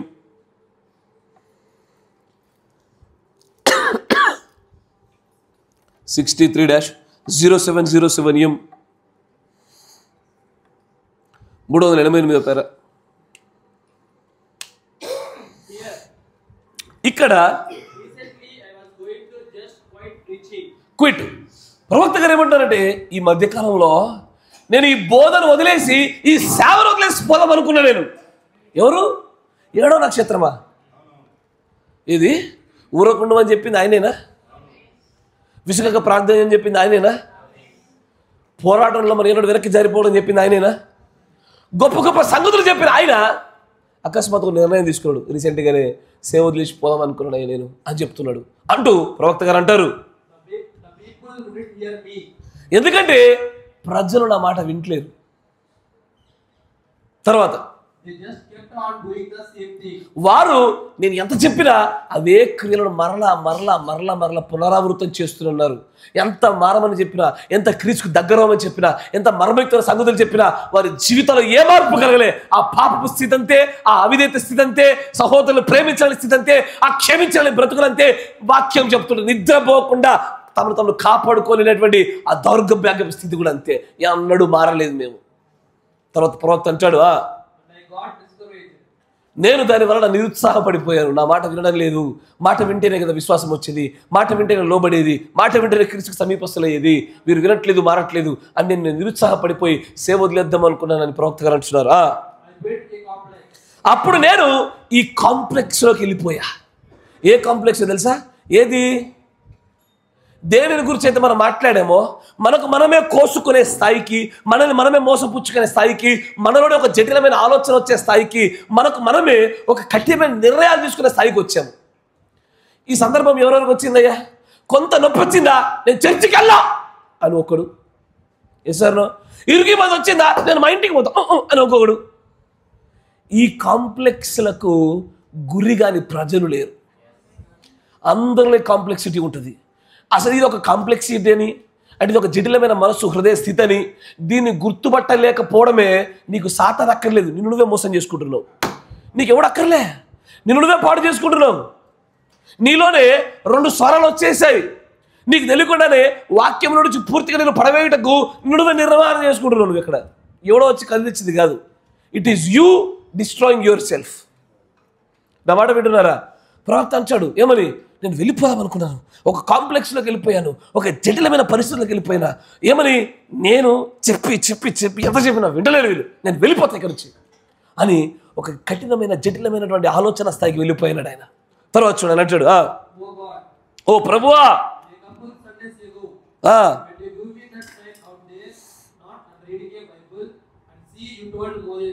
చాలు అని అంటాడు. ఇట్లాగే మాకు ఉదాహరణ చెప్తూ ముందుకు తీసుకెళ్తూ అని అంటాడు, నేను ఎంత ప్రయత్నించినా జరగకపోవటం వలన ఏం జరిగింది, ఒక కాంప్లెక్స్ ఏర్పడింది. ఎంతమందికి కాంప్లెక్స్ ఏర్పడింది తెలుసా? ఎంత చెప్పినా వినలేదయ్యా నా పిల్లలు అని చెప్పి కాంప్లెక్స్లోకి వెళ్ళిపోతారు. ఎంత చెప్పినా భాగస్వామి వినట్లేదని చెప్పి కాంప్లెక్స్లోకి వెళ్ళిపోతారు. నా మాట వింటున్నారా? ఇక్కడ చెప్తున్నటువంటి ఈ కాంప్లెక్సిటీ, జటిలమైన మనస్సు అనే స్థితిగతులు ఏదైతున్నాయో ప్రతి మానవుడిలో ఉండి సాతానుగాడి అవసరం లేకుండా మనల్ని మనమే పొడుచుకునే స్థాయిలోనికి తెస్తుంది. ఈ కాంప్లెక్సిటీ చాలా భయంకరమైన స్థితి, ఇది చాలా ఘోరమైంది. ఇది నా మాట వింటున్నారా? కొంచెం ఇప్పుడు మీ పిల్లలు చూడండి, టీచర్ కొట్టిందా, నేను స్కూల్కి వెళ్ళాలని అంటున్నాడు. కరెక్టేనా? ఎగ్జామ్ వచ్చిందా, స్కూల్కి వెళ్ళాలని అంటున్నాడు. ఫ్రెండ్స్తో బాగా గొడవలైనా స్కూల్కి వెళ్ళాలని అంటున్నాడు. సార్ అది వాడి ఏజ్లో వాడి స్థాయికి సంబంధించిన కాంప్లెక్సిటీ, జటిలమైన మనస్సు. ఇప్పుడు మన మధ్యలో ఏం జరిగిందయ్యా? ఆ సిస్టర్ అట్లా అన్నది, నేను రాను రేపటి నుంచి. సిస్టర్ నీకోసం రక్తం కారిసిందా? ఈ చర్చ్ సిస్టర్ పేరు మీద ఉందా? పోనీ పాస్టర్ పేరు మీద ఉందా? కిస్కా హే చర్చ్? ఖుదాకా హే? దేవుడి చర్చ అయితే సిస్టర్ ఏదంటే నువ్వు రాకపోవడం నాకు అర్థం కాలేదు.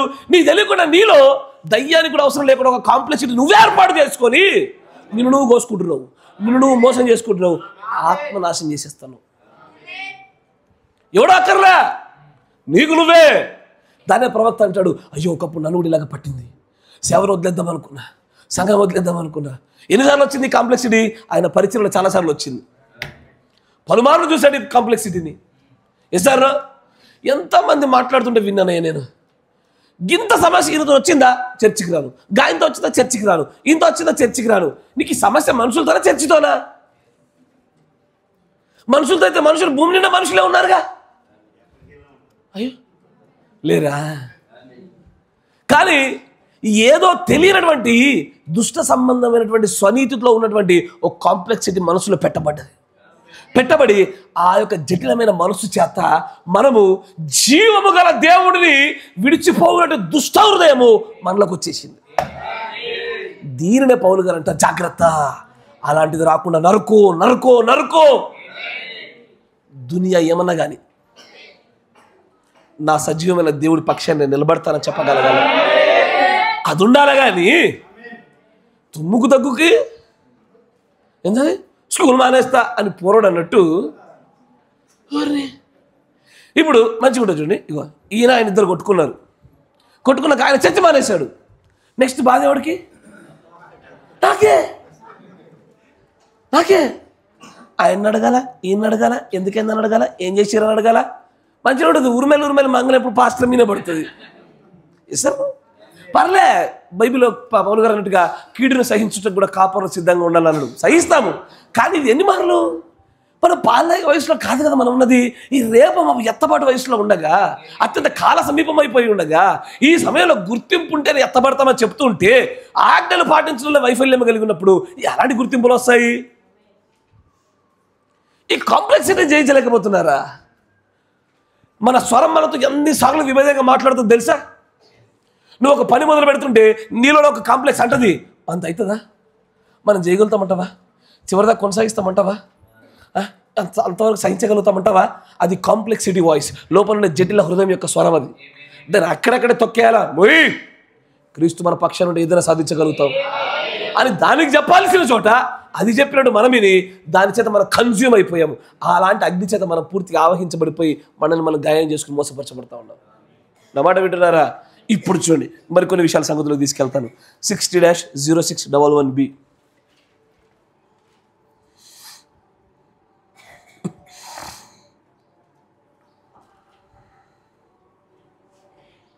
(60-0611B) అంశం పేరేం పేరయ్యా? తగినట్టుగానే ఉందా? ఫెలోషిప్. 52 పేరు చూడండి. And men just educate themselves till they educate themselves away from one another. సహోదరులంట ఎంతగా జ్ఞానవంతులైపోతారంటే, ఎంతగా చదువుతారంటే, వారి చదువులు చదివి పండిపోయి ఒకరి నుంచి ఒకరు దూరం జరిగేంత చదువుతారట. అయ్యా, వర్తమానం వచ్చేప్పుడు సంఘంలో ఒక పుస్తకం పెట్టుకొని ఎంటేమేసి పుస్తకం పెట్టుకుని అడవుల్లో పోయి నువ్వు అటుపో నేను ఇటుపోతా, కాసేపు నువ్వు చదువు కాసేపు నేను చదువుతా. అవునా? తర్వాత ఏమైంది? They educated themself. ఎంత ఎడ్యుకేట్ అయిపోయారంటే ఒకరి నుంచి ఒకరు దూరం అయితే ఎడ్యుకేట్ అయ్యారు. ఎందుకు? ఆ ఎడ్యుకేషన్ వల్ల ప్రేమ రాలే, జ్ఞానం వచ్చింది. నా మాట వింటున్నారా? జ్ఞానం ఎక్కువైతే ఏమవుతుందంటే విభజనలు ఎక్కువైతాయి, క్షేమాభివృద్ధి ప్రేమే కలగజేస్తుంది. ప్రవక్త అంటాడు, men educate themself till they educate themselves away from one another, they get complexes. ఎక్కువ జ్ఞానం వస్తే కాంప్లెక్స్లు వస్తాయి. అందుకే ప్రవక్త గారు మారుమూల కొండ ప్రాంతంలోకి వెళ్ళి కొండ జాతి వారికి చెప్పినప్పుడు వాక్యమును అంగీకరించి రక్షించబడిన ఆత్మలతో పోలిస్తే పట్టణాల్లో తక్కువ వచ్చింది. కాంప్లెక్సెస్ మారలే, ప్రజలు నమ్మకాలు కలగలే, వారి విద్యలడ్డు వచ్చాయి, వారి స్వనిదడ్డు వచ్చింది. నేనేంటి వీడు చెప్తే వినడం ఏంటి వచ్చింది. పాటలు పెట్టినప్పుడు చూడండి, ఎవడో ఎత్తితే ఇంకోటి పాడు. వింటున్నారా? ఎవడో ప్రార్థించే మనోడు ఆమె అన్నాడు. ఇవన్నీ చూసి ఇంత చిన్న కాంప్లెక్స్లు జయించలేపారు. పరలోక రాజ్యాన్ని పట్టుకోగలుగుతాం మనము. అయ్యో, అట్ట కాదయ్యా. We are so educated our self. ఎంతగా మనం జ్ఞానవంతం అయిపోయామంటే, ఈ భక్తులు ఎంత జ్ఞానాన్ని సంపాదించమంటే, ఈ రోజున మనము ఒకరి పట్ల ఒకరు తట్టుకొని తానలేక కాంప్లెక్స్ జటిలమైన హృదయాలు మనసులు పెంచుకోగలిగామంటున్నాడు ఆయన. చాలా ప్రమాదకరం అది. కాంప్లెక్స్లో పరలోకరాజ్యం చేరగలుగుతాడా? క్రీస్తులో కాంప్లెక్స్ కనబడేనా? లేదే. తర్వాత చూడాలి అంటాడు, ఆయన అంటాడు, అసలు ఇలాంటి ఒక ఆలోచన విధానము నేనేంటి వీళ్ళతో ఉండమేంటి, నేనేంటి వీళ్ళ పక్షాన మాట్లాడడం ఏంటి, నేనేంటి వీళ్ళతో తినడం ఏంటి, నేనేంటి వీళ్ళతో కలిసి నడవడం ఏంటి, నేనేంటి అని తమను తాము ఉన్నతమైన స్థితిలోనో వేరుగా ఉండే స్థితిలో పెట్టుకుంటా చూసారా? ఇలాంటి కాంప్లెక్సెస్ జటిల హృదయాలు క్రీస్తు రక్తం వల్ల ఎన్నడూ ఉత్పత్తి కావవి. యేసుక్రీస్తు యొక్క రక్తం వల్ల కాంప్లెక్స్ ఉత్పత్తి కావు. దేనివల్ల అయితే చూడండి, అని అంటాడు, యేసుక్రీస్తు రక్తం వల్ల యు గెట్ లవ్. ప్రేమ మాత్రమే ఉత్పత్తి అవుతుంది. క్రీస్తు రక్తం ఉన్న చోట ఇలాంటి జటిల హృదయాలు రావు, ప్రేమను ఉత్పత్తి అవుతాయి. తర్వాత అంటాడు, అక్కడే నువ్వు ప్రేమను పొందుతావు, నాట్ కాంప్లెక్స్. ఈ కాంప్లెక్సిటీని, ఈ జటిల హృదయాన్ని, నీ సొంత ఆలోచనని, దుష్ట హృదయంతో దేవుని దూరంగా వెళ్ళిపోయేటువంటి ఆ మనస్సు నువ్వు క్రీస్తు రక్తం గుండా పొందుకో. ఇది కాంప్లెక్స్లో నుంచి వస్తుంది, కానీ క్రీస్తు రక్తంలో నుంచి ప్రేమ ఒకటే ఉత్పత్తి అవుతుంది. ఆమేన్. తర్వాత అంటాడు ఏమని? ఆ కాంప్లెక్స్ ఏమంటో తెలుసా? I am a little bigger than somebody. సంఘంలో ఎట్లుంటో తెలుసా? మంచిగా వినండి అయ్యా, రారా. ఈరోజు ప్రేజలు పాట వాళ్ళు ఎవరు? సరే చూడండి, ఇటు నేను దోస్తు, మేము చెప్తా, నువ్వే నాకన్నా గ్రేట్ రా, నువ్వే నాకన్నా మంచోడిరా అంటే మంచి నిలవర్రా. ఏంది రాదు అమ్మాయిల మధురా? అయితే నాకంటే గ్రేట్ రా, నువ్వు నాకంటే మంచోడిరా, నేను నోటి మాటతో అంట ఏదన్నా అన్న నువ్వేనే, నీ తర్వాతనే. కానీ లోపల నా హృదయం తెలుసు, నా కాంప్లెక్స్లో ఒక స్వరం వస్తుంది. ఏమని? వీడికంటే ఎక్కువ వర్తమానాలు చదువుతాను నేను, వీడికంటే ఎక్కువ ప్రార్థన చేస్తాను నేను, వీడికంటే ఎక్కువ భక్తిపరం నేను, వీడికంటే ఎక్కువ నీతిమంతులు నేను, వీడు చేసిన కార్యాలు నేను చెయ్యా, వీడే వెనకో మాట ముందో మాట మాడుతాను, నేనే ఉన్నదంటే సీదా కుల్లంట. నా మాట వింటున్నారా? ఈ ఏదో ఒక విషయంలో నీ పక్కవాడి కంటే నేను గింతో కొంత దేంట్లో ఒక దాంట్లో మేలు లిటిల్ బిట్ బిగ్గర్ అనేటువంటి ఆలోచన ఇప్పుడు కలిగిందా? కలగలేదంటే మీరు గొప్పలే. ఇక ఎందుకంటే నేను మన ప్రవక్త చెప్పిన మాట తెలుసా? This kind of complexes are everywhere in every one. ప్రతి ఒక్కరిలో ఉన్నాయి. భక్తి చేసేవాడిలో వాడు భక్తి పోవడానికి కాంప్లెక్స్ ఉంటుంది, ప్రార్థన బాగా చేసేవాడికి ప్రార్థనలో కాంప్లెక్స్ ఉంటుంది. బిగ్గర గట్టి పాటలు పాడడానికి నాకే పాటల స్వరం ఇంకోడికి లేదని కాంప్లెక్సిటీ ఉంటుంది. వింటున్నారా? గొప్ప గొప్పగా వాక్యాలు ఇగో కొరింథీ 3:8 టక్కని చదువుతాడు ఒకడు. ఏదున్నా నేనే టక్కని చదివేది, వాడిదో కాంప్లెక్సిటీ. వింటున్నారా? ఒక్కరిది ఒక్కో కాంప్లెక్సిటీ. ఈ కాంప్లెక్సిటీ యేసుక్రీస్తు రక్తం గుండా రాదు. క్రీస్తు రక్తం గుండా ప్రేమే ఉత్పత్తి అవుతుంది. కాంప్లెక్సిటీలు వచ్చేది వేరే దానికుండా దాన్ని చూపిస్తా. Yes sir no? నా మాట కాంప్లెక్సిటీలు వచ్చేది వేరే దాని గుండా, క్రీస్తు రక్తం వల్ల ప్రేమే రావాలా.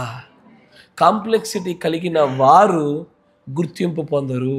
కాంప్లెక్సిటీలో ఉన్న వారు దేవుడి చేత ఎరగబడరు. There is no complexity in Jesus Christ. దేవుడిలో లేదు, దేవుడి రక్తంలో లేదు. వింటున్నారా? నేను వీరికంటే పెద్ద, నేను వారికంటే పెద్ద. ఎవరికి పెద్ద? ఎవరికి పెద్ద? ఏది కద్దరు చొక్కాలేసే పెద్దనా? గంజి వేసి ఐరన్ చొక్కాలేసే పెద్దనా? 10,000 పట్టు సారీ కడితే పెద్దనా? ఎవడెవడికి పెద్ద? ఎవరెవరికి పెద్ద లేరు. దేవుడికి పిల్లలు ఉంటారు. పెద్ద పిల్లలు చిన్న పిల్లలు కాదంటాడు ప్రవక్త. సార్ దేవుడికి కేవలం పిల్లలే. పెద్ద పిల్లలు, చిన్న పిల్లలు, మనమలు, మనమరాలు వీళ్ళు ఉండరు. దేవుడికి పిల్లలు ఉంటారు, అంతే. అందరూ సమానమే.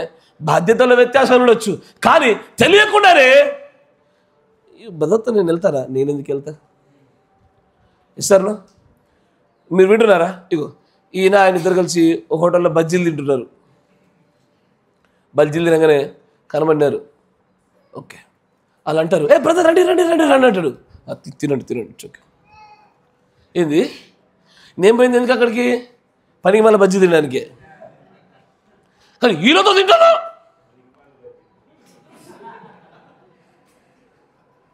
అంటే బజ్జీల కొరకు దూరం పోడింది, కానీ ఆ మాట అన్న వీళ్ళతోనే తింటాడా? నీ కాంప్లెక్సిటీ పాడుగాను. అది పాడైతే మంచిదేగా. కానీ ప్రవక్త అంటాడు, ఏమని చూడండి, I'm little bigger than somebody. నేను ఈ వీరికంటే ఎంతో కొంత గొప్పవాడిని, మేలైన వాడిని, భక్తిపరుణ్ణి, నా వైపైన నీతున్నది అని ఏదో ఒక విషయంలో చిన్న హెచ్చించుకుంటారు. ఏది నాకు మీరన్నీ ఇప్పుడు వింటున్నారు, నేను ముందే ఇవన్నీ ఎప్పుడో వినేసిన. ఇదే కాంప్లెక్సిటీ నాయన. ఇవన్నీ ఈ కాంప్లెక్సిటీ గురించి చెప్పాలంటే సరిపోదు. ఈరోజు ఇక ప్రతి ఒక్కరిలో ఉంటుంది అంటాడు, అందరిలో ఉంటుంది అంటాడు. నేను నిర్వీర్యము, నేను నీకంటే తక్కువ అని నిజంగా హృదయాంతరంగంలో అనుకోకుండా జరగని చోట కాంప్లెక్సిటీ ఉత్పత్తి అవుతుంది. తర్వాత అంటారు చూడండి, లిటిల్ బెటర్ దెన్ సంబడి. ఇగో ఎవరో ఒకరికంటే కొంచెం మేలైన వాడిని, అది ఆలోచన కలుగుతుంది. దేంట్లో? మాటల్లో, పాటల్లో, ప్రార్థనల్లో, వాక్యములో. పాస్టర్ అంటే ఎప్పుడైనా నేనైతేనా ఇట్ట అట్ట అట్ట ఓరాయను. ఏంది కాంప్లెక్సిటీ? ఎందుకు వస్తున్నాయి ఇవి? ఈ కాంప్లెక్సిటీలో రాజ్యాన్ని స్వతంత్రించుకోలేం కదా మనము. Yes or no? మనం ఉండాల్సింది ఏంటిది? నాకు ఎవ్వరి మీద ఆధిపత్యం అక్కర్లే, నాకు ఎవ్వరి కింద ఆధిపత్యం అక్కర్లే. నాకు కావాల్సిన రాజ్యం, అంతే. ఏది చేసినా రాజ్యంలోకి వెళ్ళాలి కోరిక క్రైస్తవుల్లో ఉండాలి, కానీ మీ పైన ఆధిపత్యం చేస్తే ఏది, చేయకపోతే ఏంటి? Yes or no? దానివల్ల కలిగేదేముందయ్యా? ఆధిపత్యం చేసినా 2 చపాతీలే తినేది, చేయకపోయినా 2 చపాతీలే తింటాము. అమ్మ మొత్తం మంది ఆధిపత్యం ఇచ్చిన 10 తింటాను నేను. ఏం చేస్తారయ్యా? నాకు అర్థం కాదు. క్రీస్తుని సంపాదించుకున్నట్టు ఆయన చేత ఈయన నా కుమారుడు, ఈయన నా కుమార్తె అని ఆయన ఎరిగి ఉన్న మనం ముద్రేస్తే చాలా మన జీవితాలకి. అది జరగాలి, కానీ ఈ లేనిపోని కాంప్లెక్సిటీలు తీసుకొచ్చారు. తప్పు చేస్తే నేను తప్పు చేయలేదు, ఆయనే చేశాడు, ఆయన వచ్చి చెప్పాలి నాకు. ఏంది వాడు తప్పు చేస్తే వాడు వచ్చి చెప్పాలనా? ఎస్ సార్ నా? ఇప్పుడు ఉదాహరణకి మంచి ఆలోచించండి. మీరున్నారు, మీరు తెలివి కూడా ఒక పొరపాటు చేశారు. పొరపాటు మీకు తెలియలేదు. ఎవరో ఒకరు వచ్చి మీ దగ్గరకు వచ్చి, సోదరులు నువ్వు గ్రహించలేకపోతున్నావు, నువ్వు పొరపాట్లో ఉన్నావని ఎవరో వచ్చి మిమ్మల్ని సరిగ్గా నడిపిస్తుంటే మీకు బాగుంటుందా, బాగుంటుందా? Yes sir no? ఎదుటివారు నీకు ఏం చేయాలని కోరుకుంటావు, నువ్వు వారికి అదే చేయాలి కదా. లేదు నా దగ్గరకు వస్తే పన్నీరు, నీ దగ్గరకు వస్తే అవి మార్చేసావు నువ్వు అక్కడ. ఇది ఎక్కడ కథ? నువ్వేమో అత్యంత ప్రేమ ఆదరణతో కూడుకున్న ఒక మార్గాన్ని ఎన్నుకుంటావు. నీ వరకు వస్తే నువ్వు ఎదుటివారి పక్షాన్ని చేసరికి మాత్రము ఆదొద్దు. Yes sir no? కొన్ని వింటుంటే సంభాషణ భలే ఆశ్చర్యం కనబడుతుంది. అవునే, నేను తప్పు చేసిన కరెక్టేనే, నువ్వు నిజంగా భక్తిపరుడు అయితే తప్పని చెప్పి నాకు వచ్చి తప్పని చెప్పాలి కదా. నువ్వు తప్పని తెలుసా? నువ్వు తప్పని తెలిసి నువ్వేం చేస్తున్నావు? ఇంతకీ నరుక్కుంటావు నువ్వు మోసపరుచుకుంటున్నావా? తప్పని తెలుసుగా. Yes sir no? ఒక డిఫరెంట్ కైండ్ ఆఫ్ కాంప్లెక్సిటీ ఏర్పాటు చేస్తూ ఉన్నారు. ఈ రోజున క్రైస్తవులలో జ్ఞానం అధికమవుతున్న కొలది, వర్తమానం ఎక్కువ అవుతున్న కొలది, మర్మాలు తెలియపరచబడుతున్న కొలది కాంప్లెక్సిటీ పెరుగుతుంది అంటున్నాడు ఆయన. ఈ యొక్క జటిలమైన హృదయ మనసు ఆలోచన విధానాలు తీసేసేయాలా. తర్వాత చూడండి అంటాడు, నాకు మిగిలిన వారి కంటే ఎంతో కొంత ఎక్కువగా తెలుసు అని భావన. ఈసారిలో ఎట్లుంటో తెలుసా? మంచి చూడండి, నేను చెప్తా చూడండి. గుంపులో నాకు మిగతా వాళ్ళకంటే కొంచెం ఎంతో కొంత ఎక్కువ తెలుసు అన్నది ఎట్లుంటో తెలుసా? సైలెంట్ కూడా ఇట్లా పాస్టర్ ఫస్ట్ దాకా చూస్తారు. ఎవరు సమాధానం చెప్తలేరా? దేవుడు ఇట్లా అంటాడు అంటాడు అన్నాక అందరూ చూడాలా? నన్ను చూస్తారా? మీకు తెలియదు, ఇక్కడ వాళ్ళకి తెలుస్తుంది ఇది. ఈ కాంప్లెక్సిటీతో వచ్చిన బాధ లాంటిది. అందరికంటే నాకు ఎంతో కొద్ది ఎక్కువ తెలుసు, ఎక్కువ విన్నాను, ఎక్కువ ఉంది, ఎక్కువ వాడను, ఇవి తప్పయ్యా, ఇలాంటివి కలిగి ఉండకూడదు అని ప్రవక్త చెప్తా ఉన్నాడు కదా. తర్వాత నేను అంటాడు, నీవు నీ చేతులను నీ సోదరుల చుట్టూ నువ్వు పెట్టి అది క్రీస్తు రక్తము గుండా వచ్చే ప్రేమ చేత రక్తమే కడుగుద్ది. అయ్యా, అన్యోన్యమైనటువంటి సహవాసాల గురించి మాట్లాడతాడు పౌలు గారు. అసలు అన్యోన్య సహవాసం ఉంటే ఏమవుతుందో తెలుసా మీకు?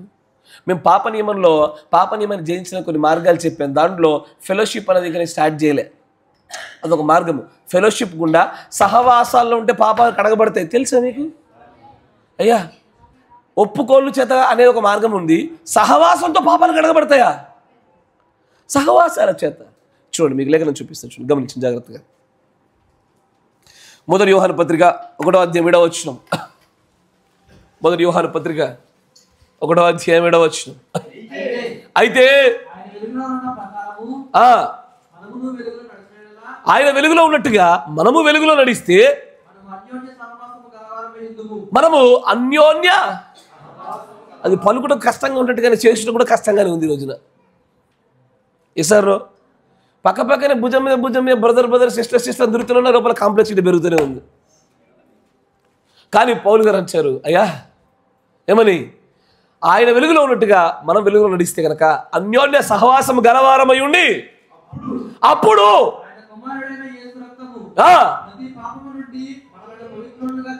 మనం అన్యోన్య సహవాసం ఉంటే పాపాలు ఎందుకు కడగబడతాయ్యా? మీకు ఆ లాజిక్ అర్థమైందని పాప నియమంలో బాగా నేను చెప్పలే, మీకు మంచిగా గమనించండి. సహవాసములోనే పాపాలు భయంకరంగా కడగబడతాయి. ఎట్లా చెప్పనా? ఉదాహరణకి నేను ఈయన పక్షాన తప్పిదం చేశా, నాకు తెలియకుండా చేశా. ఆ తర్వాత నేను ఆ విషయాన్ని గురించి నేను నిజంగా రియలైజేషన్లోనికి, అంటే నాకు తెలియపరచబడే సమయం రాగానే నేనేం చేస్తానంటే అదే తప్పిదము ఆ సహోదరుడి పక్షం నుంచి నాకు వచ్చింది. నేను అప్పుడు ఏం చేస్తాను తెలుసా? ఇక్కడ నేను చేసిన దానికి ప్రక్షాళనగా దీన్ని సహిస్తా. నా మాట వింటున్నారా? సహించగలుగుతా. ప్రేమ అనేక పాపములను కప్పుద్ది. అన్యోన్య సహవాసము పాపాలను కడిగేస్తుంది.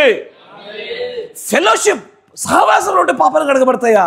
అందుకే ప్రవక్త ఫెలోషిప్ అనే వర్తమానాన్ని చెప్పి fellowship with God, fellowship with brother 2 భాగాలు చెప్తారు దాంట్లో. వింటున్నారా?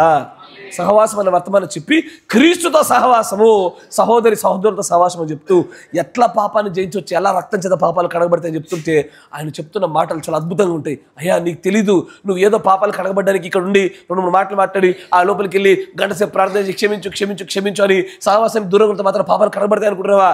లేదయ్యా, క్షమించడం వల్ల పాపాలు కడగబడతాయి. నువ్వు ఎదురువాడికి క్షమిస్తే నీ పాపాలు క్షమించబడతాయి, ఎదురువాడిని సహిస్తే నీ పాపాలు సహించబడతా ఉంటాయి. అసలు సహవాసంలో ఉన్న శక్తి గురించి అవగాహన లేకనే పుట దూరం జరుగుతున్నారు. అయ్యో, నేను ఎన్నో వందల మార్లు చెప్పినా, కొట్టుకున్న తిట్టుకున్న మనము అన్న గుంపుల నుంచి మీరు బయటకు వెళ్ళితిరా, మీరు ఈ పాపాల సంఖ్య పెంచుకుంటారు. మీరు కడగబడాల్సిన పాపాల సంఖ్య పెద్ద రాశి అయి తీరుతుంది. అది కొట్టుకున్న తిట్టుకున్న మనమే. 2 మాటలు అనుకోండి, సూర్యుడు అస్తమించే వరకు ఒకరిపైన ఒకరు పెట్టుకోండి. సూర్యుడు అస్తమించాక తెల్లారు లేసి బ్రదర్ ప్రైజ్ రావడం చెప్పుకోండి, అయిపోయి. ఇక పాపానికి సాతానికి అవకాశం లేకుండా జయించేస్తాం మనం.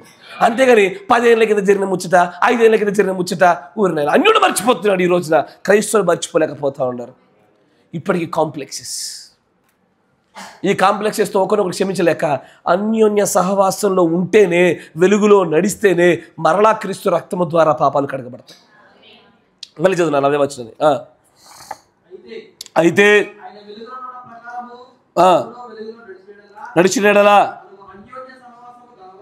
అన్యోన్యమైనటువంటి సహవాసం గలవారమై ఉందుము.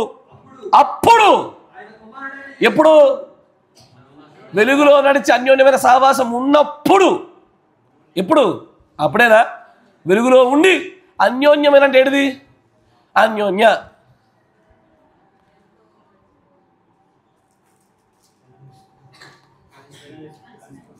కలిసి పెన వేసుకొని విడదీయలేని, ఇంకా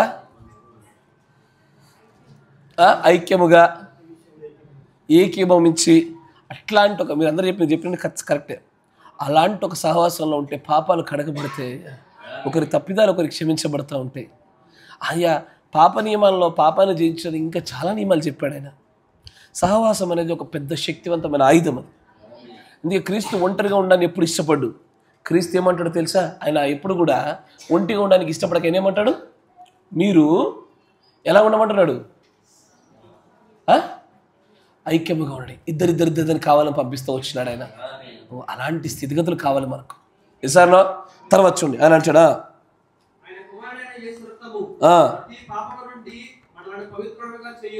ఎస్. సరే, మరో కొటేషన్ చూపిస్తా. 57-1208.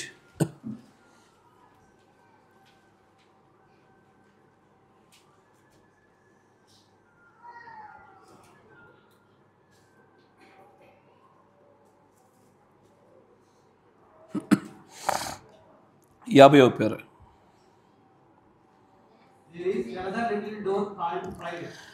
అక్కడ హృదయంలో చాలా గదులు ఉంటాయి అని చెప్తూ ప్రవక్త గారు ఏం చెప్తారంటే, అక్కడ మరొక చిన్న గది ఉంది, మరొక చిన్న ద్వారం ఉన్నది. ఆ ద్వారమే గర్వం అనే ద్వారము. అది ఎంత భయంకరమైనటువంటి ఒక చిన్న నల్లటి దయ్యము చూడండి. ఆ హృదయంలో ఉన్నటువంటి గర్వం అనే గదిలో ఎంత భయంకరమైన ఆత్మలు దానిలో పెట్టబడ్డాయో చూడండి. నీవు ఈ గర్వం వల్ల నేను మిగిలిన వారి కంటే మేలైన వాడిని, మిగిలిన వారి కంటే భక్తిపరుని, మిగిలిన వాళ్ళకంటే ఎక్కువ తెలుసు, మిగిలిన వాళ్ళకంటే ఎంతో కొంత ఉన్నతమైన స్థితిలో ఉన్నానని నిన్ను నువ్వు అనుకున్నట్లుగా చేసేదే నీ హృదయంలో ఉన్న గర్వం అనే గది అలాగూ చేస్తుంది అంటున్నాడు ఆయన. మంచిది, నేను నా పిల్లలు అక్కడికి పంపను. వారు సరైన వస్త్రాలు వేస్తున్నారు కాబట్టి నా పిల్లలు అక్కడికి పంప. అసలు ఎవరైతే పిల్లలు అక్కడికి వెళ్తారో వాళ్ళు అసలు మా స్థాయికి సరిపడే వాళ్ళు కాదు.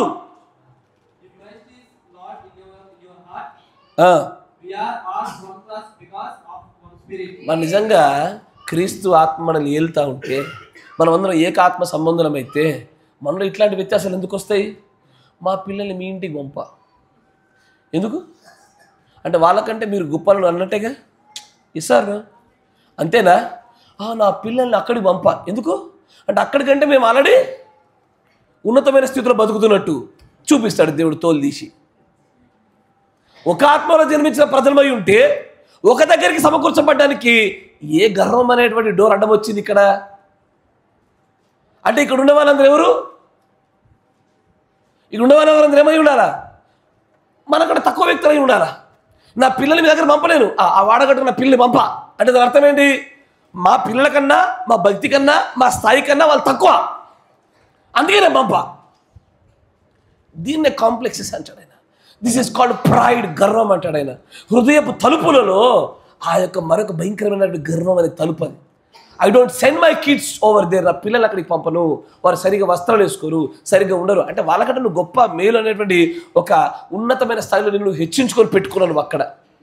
వారికంటే భక్తి పరులు అన్నట్టుగా నేను వాళ్ళతో మాట్లాడా, వాళ్ళు మరీ బలహీనులు. ఇచ్చాక ఒకసారి ఆ సంఘాన్ని ఎలా వద్దా బ్రదర్, ఆ సంఘంలో ఉన్న వాళ్ళందరూ నగలు పెట్టుకున్నారు, మరి వాళ్ళు తీసుకున్న అదే పాత్రలో మేము పరమేశ్వరం తీసుకోవచ్చా అని ఒక ప్రశ్న అడిగినారు. ఇట్టాగే అంటే అమ్మో, అంటే మిగతా వాళ్ళకంటే నువ్వు ఆల్రెడీ పరిశుద్ధుడివి, సెయింట్ అయిపోయినావు నువ్వు. నీ భక్తి గర్వాలు ఇది ఎక్కడికి వెళ్ళి వచ్చిందో తెలుసా? ఈ గర్వాలన్నీ జ్ఞానయుక్తమైన బోధనలోంచి వచ్చే వాళ్ళకి. అవి జ్ఞానం ఉప్పంగా చేస్తుంది, ప్రేమ క్షేమాభివృద్ధి కలగజేస్తుంది. కానీ ఆ జ్ఞానం ఏం చేసింది? అత్యంత భయంకరమైనటువంటి ఘోరమైన విధానాలు ఉత్పత్తి చేసింది. తర్వాత చూడాలి అంటాడు, మనమందరం కూడా క్రీస్తులో ఒకే స్థాయిలో ఉంచబడ్డవారము. ఎందుకంటే ఒకే ఆత్మ వలన అలాగూ పెట్టబడ్డాము. ఒక దేహంలోనికి మనం బాప్తిసం పొంది ఉన్నాము. గర్వము అది ఏదో కొంత గర్వం అనేటువంటిది నేను ఏదో అనుభూతి చెందినట్లుగా చేయిస్తుంది. నువ్వు ఆ చిన్న కాంప్లెక్స్ ఎక్కడి నుంచి వచ్చిందో తెలుసా? గర్వం నుంచి వస్తుంది. సార్ కాంప్లెక్సెస్ రావడానికి చాలా కారణాలు, దాంట్లో గర్వం అనేది ఒక కారణమయ్యా. ఏమని? నేను మిగతా వాళ్ళకంటే మేలైందని పట్టుకుంటా, మిగతా వాళ్ళకంటే ఎక్కువ జ్ఞానము, మిగతా వాళ్ళకంటే ఎక్కువ తెలుసు, మిగతా వాళ్ళకంటే ఎక్కువ ప్రార్థన చేస్తా, మిగతా వాళ్ళకంటే ఎక్కువ, మిగతా వాళ్ళు అది మిగతా ఇది. ఎప్పుడైతే ఇలాంటి ఒక ఆలోచన క్రమం జరుగుద్దో, వారి గృహాల కంటే మా గృహము, వారి పిల్లల కంటే మా పిల్లలు, వారి స్థితిగతులు మా స్థితిగతులు, ఇక వారంటే వాళ్ళకి అంత అవకాశం ఉంటే వాళ్ళు కొంతే దిగరు, నాకు ఏం లేదు కాబట్టి ఏమైనా ఇంతే దిగా అని ఈ రకరకాల మాటలతో కూడుకున్న గర్వము కాంప్లెక్సెస్ని ఉత్పత్తి చేస్తుంది అంటున్నాడు ప్రవక్త. ఇట్లాంటి కాంప్లెక్సెస్ పెట్టుకొని దేవుని ఎట్లా సంతోష పెట్టగలుగుతాం మనం? చేయలేం కదా. ఇక్కడ అందరూ సమానమేగా. తర్వాత చూడు అని అంటున్నా, ఓ నీవు ఆ గదిని యేసు వచ్చి ముట్టి ఆ గర్వపు స్థితిని, ఆ గర్వపు గదిని బాగు చేయడం నువ్వు ఇష్టపడుతున్నావా? ఎందుకంటే కనుక అట్లా చేసావనుకో, social standing in the community, బయట సొసైటీలో నీ పరువు తగ్గిపోతుంది. ఎసార్లో కరెక్టా కదా? ఇప్పుడు తీసుకెళ్ళేసి అంతెందుకే ఓపెన్గా మాట్లాడుతున్నా, కిసుకోడారనా కిసికో బిన్నడారనా మాల వర్గం సంబంధించిన వాళ్ళు మాదిగ వర్గంతో ఆడనియ్యరు. కరెక్టేనా? ఎందుకు? కులం తక్కువ అంటే నువ్వు పెద్ద కులం ఎక్కువవి. నీ పక్కన బ్రాహ్మణుడు నిలబెడితే నీ బతికెంత? మీకు అర్థమైందా? పక్కన బ్రాహ్మణుడు పెడితే నీ బతికేంది? నువ్వు కులం తక్కువడివే. ఈ తక్కువ ఎక్కువలు ఉండేటువంటి ఆ వర్ణ వ్యవస్థలోనిక మనం దేవుడు పిలిచింది. కానీ ఒక్క దేహంలోనికి బాప్తిజము, ఒక్క ఆత్మలోనికి మనల్ని ఆహ్వానించున్నాడు ఆయన. ఎవడు ఉన్నత స్థాయి కులము, ఎవడు తక్కువ స్థాయి కులము. పనికి మన కులాల గురించి మాట్లాడతారు. కుల వ్యవస్థను జయించాలి. మన బతుకులు మన బతుకులు ఏది ఎంటబేసీలోకి వచ్చి సంఘం నుంచి బయటకు వచ్చిన తర్వాత కూడా ఇది ఏం చేస్తాము, దిక్కు లేక మా పిల్లని ఏదో ఒక తక్కువ కులదానికి ఇచ్చి పెళ్లి చేస్తా. అన్నులు లేకపోలేదు పోలే. ఆ హృదయాల్లో గర్వం అనే తలుపులు ఇంకా దేవుడి చేత రక్తం చేత కడగబల్లే. ఎవడు గొప్పోడు, ఎవడు గొప్పోడు కాదు. నా బ్రాహ్మణుడు లేదు, నా క్షుద్ర వర్షాలు లేవు, ఎవడు లేడు, అందరూ సమానమే. క్రీస్తులో వీడు సమానం కాదన్నారా? నేను చెప్పడానికి అర్హున్నయ్యా. ఎందుకంటే నేను కులాంతర వివాహం చేసుకున్నా కాబట్టి. అర్హునేనా? నువ్వు ఎన్నైనా చెప్తావు అని నేను చేసుకుని చూపించిన కాబట్టి చెప్తున్నా. మీకు అర్థమైందా? I did inter caste marriage. ఖచ్చితంగా చెప్పు. ఎందుకంటే నరాలు నేను బలంగా నమ్ముతున్నాను, ఒక రోజున ఆ కాలం అనే అవతల కులం ఉండదయ్యా. క్రీస్తు రక్తంలో కడగబడిన ప్రజలు ఉంటారు అక్కడ. ఈ పనికి వాళ్ళటువంటి ఈ చిన్న చిన్న అల్పమైన సంగతులను బట్టి మనల్ని మనం గర్వానికి పెంచుకొని కాంప్లెక్స్ పెట్టుకున్నటువంటి ఇవి అక్కడ కనబడవు అంటాడు దేవుడు. ఇవి కాదు మనం కలిగి ఉండాల్సింది, ఇది కాదు మనం చూడాల్సింది. వాడితో నేనాడా, నాతో వాడాడు. ఎస్ఆర్లో యేసు ప్రభు కూడా వచ్చినప్పుడు అట్టగే చేశారు. ఎస్ఆర్లో అరే యేసుతో ఆడబాకండి రా, పెళ్ళికి ముందే గండదల్లమ్మా. ఒక్కడు పోయి ఆడుకునేటాడు. ఎవరు? లాజరు లాంటి ఒక్కడు పోయి ఆడుతుంటే అందుకే దేవుడు లాజరు చనిపోతుంటే కన్నీరు కార్చాడు. నా బాల్య స్నేహితుడు. ఇంతమంది ఎన్ని కాంప్లెక్సెస్ ఉన్నా వాడు ఒక్కళ్ళ కాంప్లెక్స్ లేదు.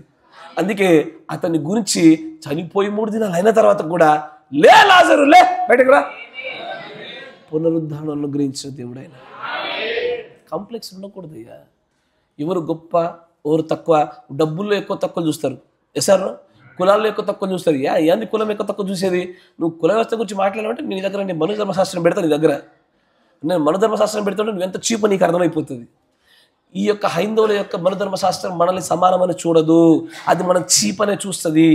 ఎస్ఆర్ ఇప్పుడు ఈ మధ్యకాలంలో దేవాలయాలకు ఆ మాత్రం ప్రవేశం లభించింది. అంతకుముందు అయితే ఎట్లా తెలుసా? ఒక బ్రాహ్మణుడి మార్గం కూడా వెళ్తుంటే శూద్రుడు అప్పటిదాకా వేసుకుని తన చెప్పులు తీసి నెత్తి పెట్టుకుని నడవాలా. తెలుసా మీకు? తెలీదా? ఆధారం చూస్తే అర్థమైతే చరిత్ర చదవాలా. ఆ పనికి వాళ్ళు అదే చరిత్ర కొనసాగింపు లాగుండి ఈ రోజున వివాహాలకు ఇచ్చుకోవడంలో కూడా ఇదే బాధ. కులాలు చూస్తారా? ఏంటే మెసేజ్ అండి, ఆయన ఫోన్ చేస్తాడు, పాస్టర్ గారు ఇది మాల వర్గము, మాల అబ్బాయి కావాలా?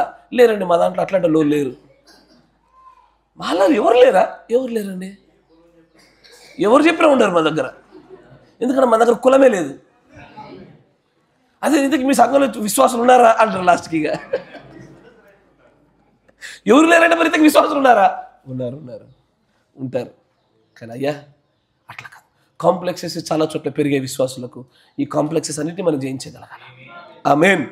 తర్వాత చూడాలి అంటాడు, that degrades your social standing in the community. సమాజంలో నీ నైతిక సాంఘిక యొక్క విలువల్లో నువ్వు నిలబడే స్థానాన్ని అది తగ్గిస్తుంది కాబట్టి నువ్వు ఒప్పుకోవు. తర్వాత I would rather degrade my social standing in the community than to rub my name off the Lamb's book of life. Amen. దేవుడి గొర్రెపిల్ల జీవగ్రంథంలో నా పేరు తుడిపి పెట్టుట కంటే ఈ లోకంలో ఉన్నటువంటి సొసైటీలో చెడ్డ పేరు మోయటం నాకు మంచిది అంటున్నాడు ఆయన. అంటే ఏం చెప్తున్నాడు? ఈ లోకం యొక్క సామాజికంగా అందరికీ సంతోషాన్ని కలిగించే నా ప్రయత్నము గొర్రెపిల్ల జీవగ్రంథంలో పేరును కొట్టివేసే అవకాశాన్ని కూడా కలిగి ఉంటుంది అంటున్నాడు ఆయన. అని అంటాడు, గొర్రెపిల్ల జీవగ్రంథంలో నా పేరు కొట్టివేయబట్ట కంటే ఈ సొసైటీలో నన్ను గురించి చెడ్డ పేరు రావడమే క్షేమం నాకు. తర్వాత ఆయన అంటాడు, కానీ they won't let him in, కానీ వారు అలాగే చేయనియరు. That's a little pride holds him out. వారిని అలాగున్న గర్వమే ఎత్తి పట్టుకొని ఉన్నది. గర్వం అలాగ పట్టుకొని ఉన్నది. పోదా గర్వము, ఎంత కడిగినా పోదు. ఒక మనిషిని కడగాల్సింది వాక్యమే. మనిషిని మార్చడు, వాక్యం మార్చుద్ది. కానీ ఆ వాక్యం చేత కూడా మార్చబడకపోతే ఇక ఆ మనుషులు మార్చగలిగే శక్తి మరొకట్లేదు.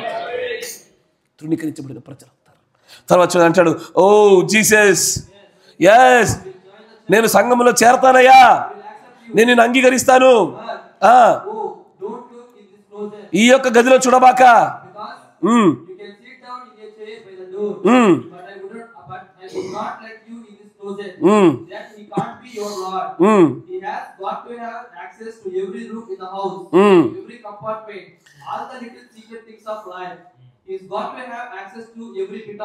ఆయన అంటాడు, నీ హృదయం అనేటువంటి ఆ గొప్ప గదులలో అనేకమైన గదులున్నాయి. గర్వం అనే గది ఒకటి ఉంది.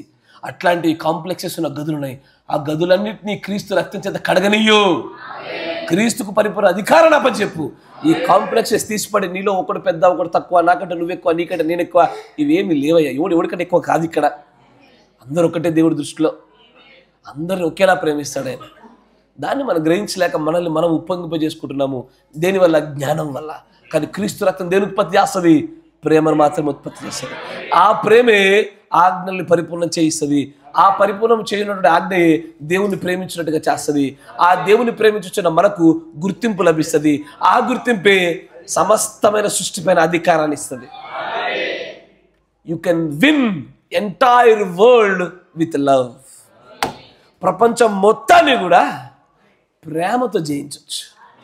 అంటే నేను వచ్చి కోపంగా ఉన్నవాడి దగ్గర ప్రేమగా మాడితే వాడు ఇప్పటికిప్పుడు మారకపోవచ్చు. కానీ నేను వాడి పట్ల కనపరిచిన దైవికమైన ప్రేమ గుండా, దేవుడు నాకు ఇచ్చేటువంటి ఆ గుర్తింపు గుండా వచ్చే అధికారం ద్వారా సార్ జయిస్తామని నేను. It may take some time. కొంతకాలం పట్టవచ్చు, కొంత సమయం తీసుకోవచ్చు. కానీ గెలవవలసింది ప్రేమ చేత మాత్రమే. ఆ ప్రేమను వదిలేస్తే మా క్రీస్తులాగా ప్రేమించలేకపోతే మా అయ్యా గెలవలేం, కష్టమైపోతుంది. ఈ కాంప్లెక్సిటీని జయించలేమయ్యా. కాంప్లెక్స్లు చాలా డేంజరు. దేవుడు ప్రవక్త ఇంకొంచెం ముందుకు అంటాడు, ఏమో తెలుసా, అసలు ఈ కాంప్లెక్స్ల వల్లే క్రైస్తవ జీవితాలు పాడైపోతున్నాయి అంటాడు ఆయన. కాంప్లెక్స్ల వల్లే అత్యంత ఘోరమైనటువంటి జ్ఞానయుక్తమైనటువంటి క్రైస్తవులు కూడా నేడు పొరపాటు పడడానికి ఈ జటిలమైన ఆలోచన విధానాలు కారణం అంటాడు ఆయన. అయ్యా ఆయన రక్తాన్ని మనం ఆహ్వానించి మన హృదయంలో ప్రతి గదిని, ఆ యొక్క గర్వాన్ని, ఆ కాంప్లెక్సిటీని, ఆ జ్ఞానం వల్ల వచ్చినటువంటి ఆ జటిలమైన హృదయాన్ని కడగమని అడుగుదామా? ప్రార్థన చేసుకుందాం. మిగిలిన అనేకమైన సంగతులు మరో భాగంగా చూద్దాం. God bless you. దేవుడు దీవించును గాక. ప్రార్థన చేసుకుందాం. మన మధ్యలో ఉన్నటువంటి సహోదరులు రూబేన్ బ్రదర్ గారు ప్రార్థన చేస్తారు. మొదటిగా